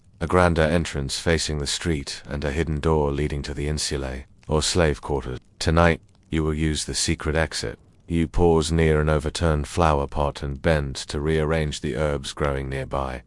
Basil, thyme, oregano, parsley, mint. They grow close together, reaching for the sun, just as you two reach for the small pot of terracotta and smooth soil clinging to your fingers. What stories could these fragile green shoots tell, if they could speak? How many tears were shed beneath this roof? How many hopes and dreams did they witness? You pass through the house, following the sounds of activity until you reach the tablinum or study, where scrolls are stacked in neat rows, and the air smells faintly of parchment and polished wood. The world outside slows. The demeanor arranged fresh-cut roses in a bronze vase, focusing on the experiences of slaves within their homes. If you enjoy learning about ancient history and have an interest in archaeology and material culture, then hit subscribe to never miss an exciting episode of carefully managed smiles and polite inquiries about their welfare. But they will not take with them the story of what made it all possible, the silent story of those whose backs bent under the weight of their leisure. Welcome to my channel. The measured footsteps on stone, the ladle dipping into a silver basin, the hushed instruction passed from mistress to steward. It is this contrast that lingers, the cool refinement of elite Roman life. It was here that Cicero, the greatest Roman orator, crafted his masterful speeches, some to defend his own reputation against slander, others to condemn Catiline and his fellow conspirators. It was here that Caesar planned his campaigns, setting out to conquer Gaul and make it so. But life, even here, was not immune to fragility. A senator's wealth could vanish in a single scandal. A villa could fall silent in a night of fire. And even the most beautiful domus held whispers of loss, faded frescoes, worn mosaic tiles, and servants who came and went without names etched in marble. Still, the rhythms of the elite Roman household carried on with a hushed grace. The atrium was once the center of Roman house life. This is the space where decisions are made, accounts are settled, and business is conducted. You settle onto a low stool. Around you, the evening activities of the household begin to stir. Tonight, dinner will be served in the triclinium or dining room. Now, with a sigh, you straighten up and return to the kitchen. The insula is a labyrinth of narrow corridors, but tonight, you allow yourself a small luxury. When you move on, it is to the rhythm of the city that guides you. In the insula, the evening meal is simpler, fare. Bread dipped in vinegar and garum, salted fermented fish sauce. Across the courtyard, a young boy unwraps a bandage from his shoulder, revealing a welted, angry, red mark. A chill wind whips through the cracks in the walls. One of the women in the courtyard begins to sing. Her song cuts through the darkness like a shard of glass, but then, as quickly as she began, she falls silent. In the blink of an eye, the mood shifts. Outside, the night deepens. With the first light of dawn, you rise before the household stirs. Now, the scene is nothing but peeling paint and crumbling plaster. You move through the peristyle, or colonnaded courtyard, as you approach the atrium. The sounds of the household slowly come to life. And then you see him, the paterfamilias, the head of the household. His toga, a splash of color against the muted tones of the house. He is the embodiment of Roman values, strength, discipline, ambition. But for now, it is early morning, and the household is stirring. Life is beginning anew, and now, dear viewer, we turn the story back to you. And don't forget to join our community.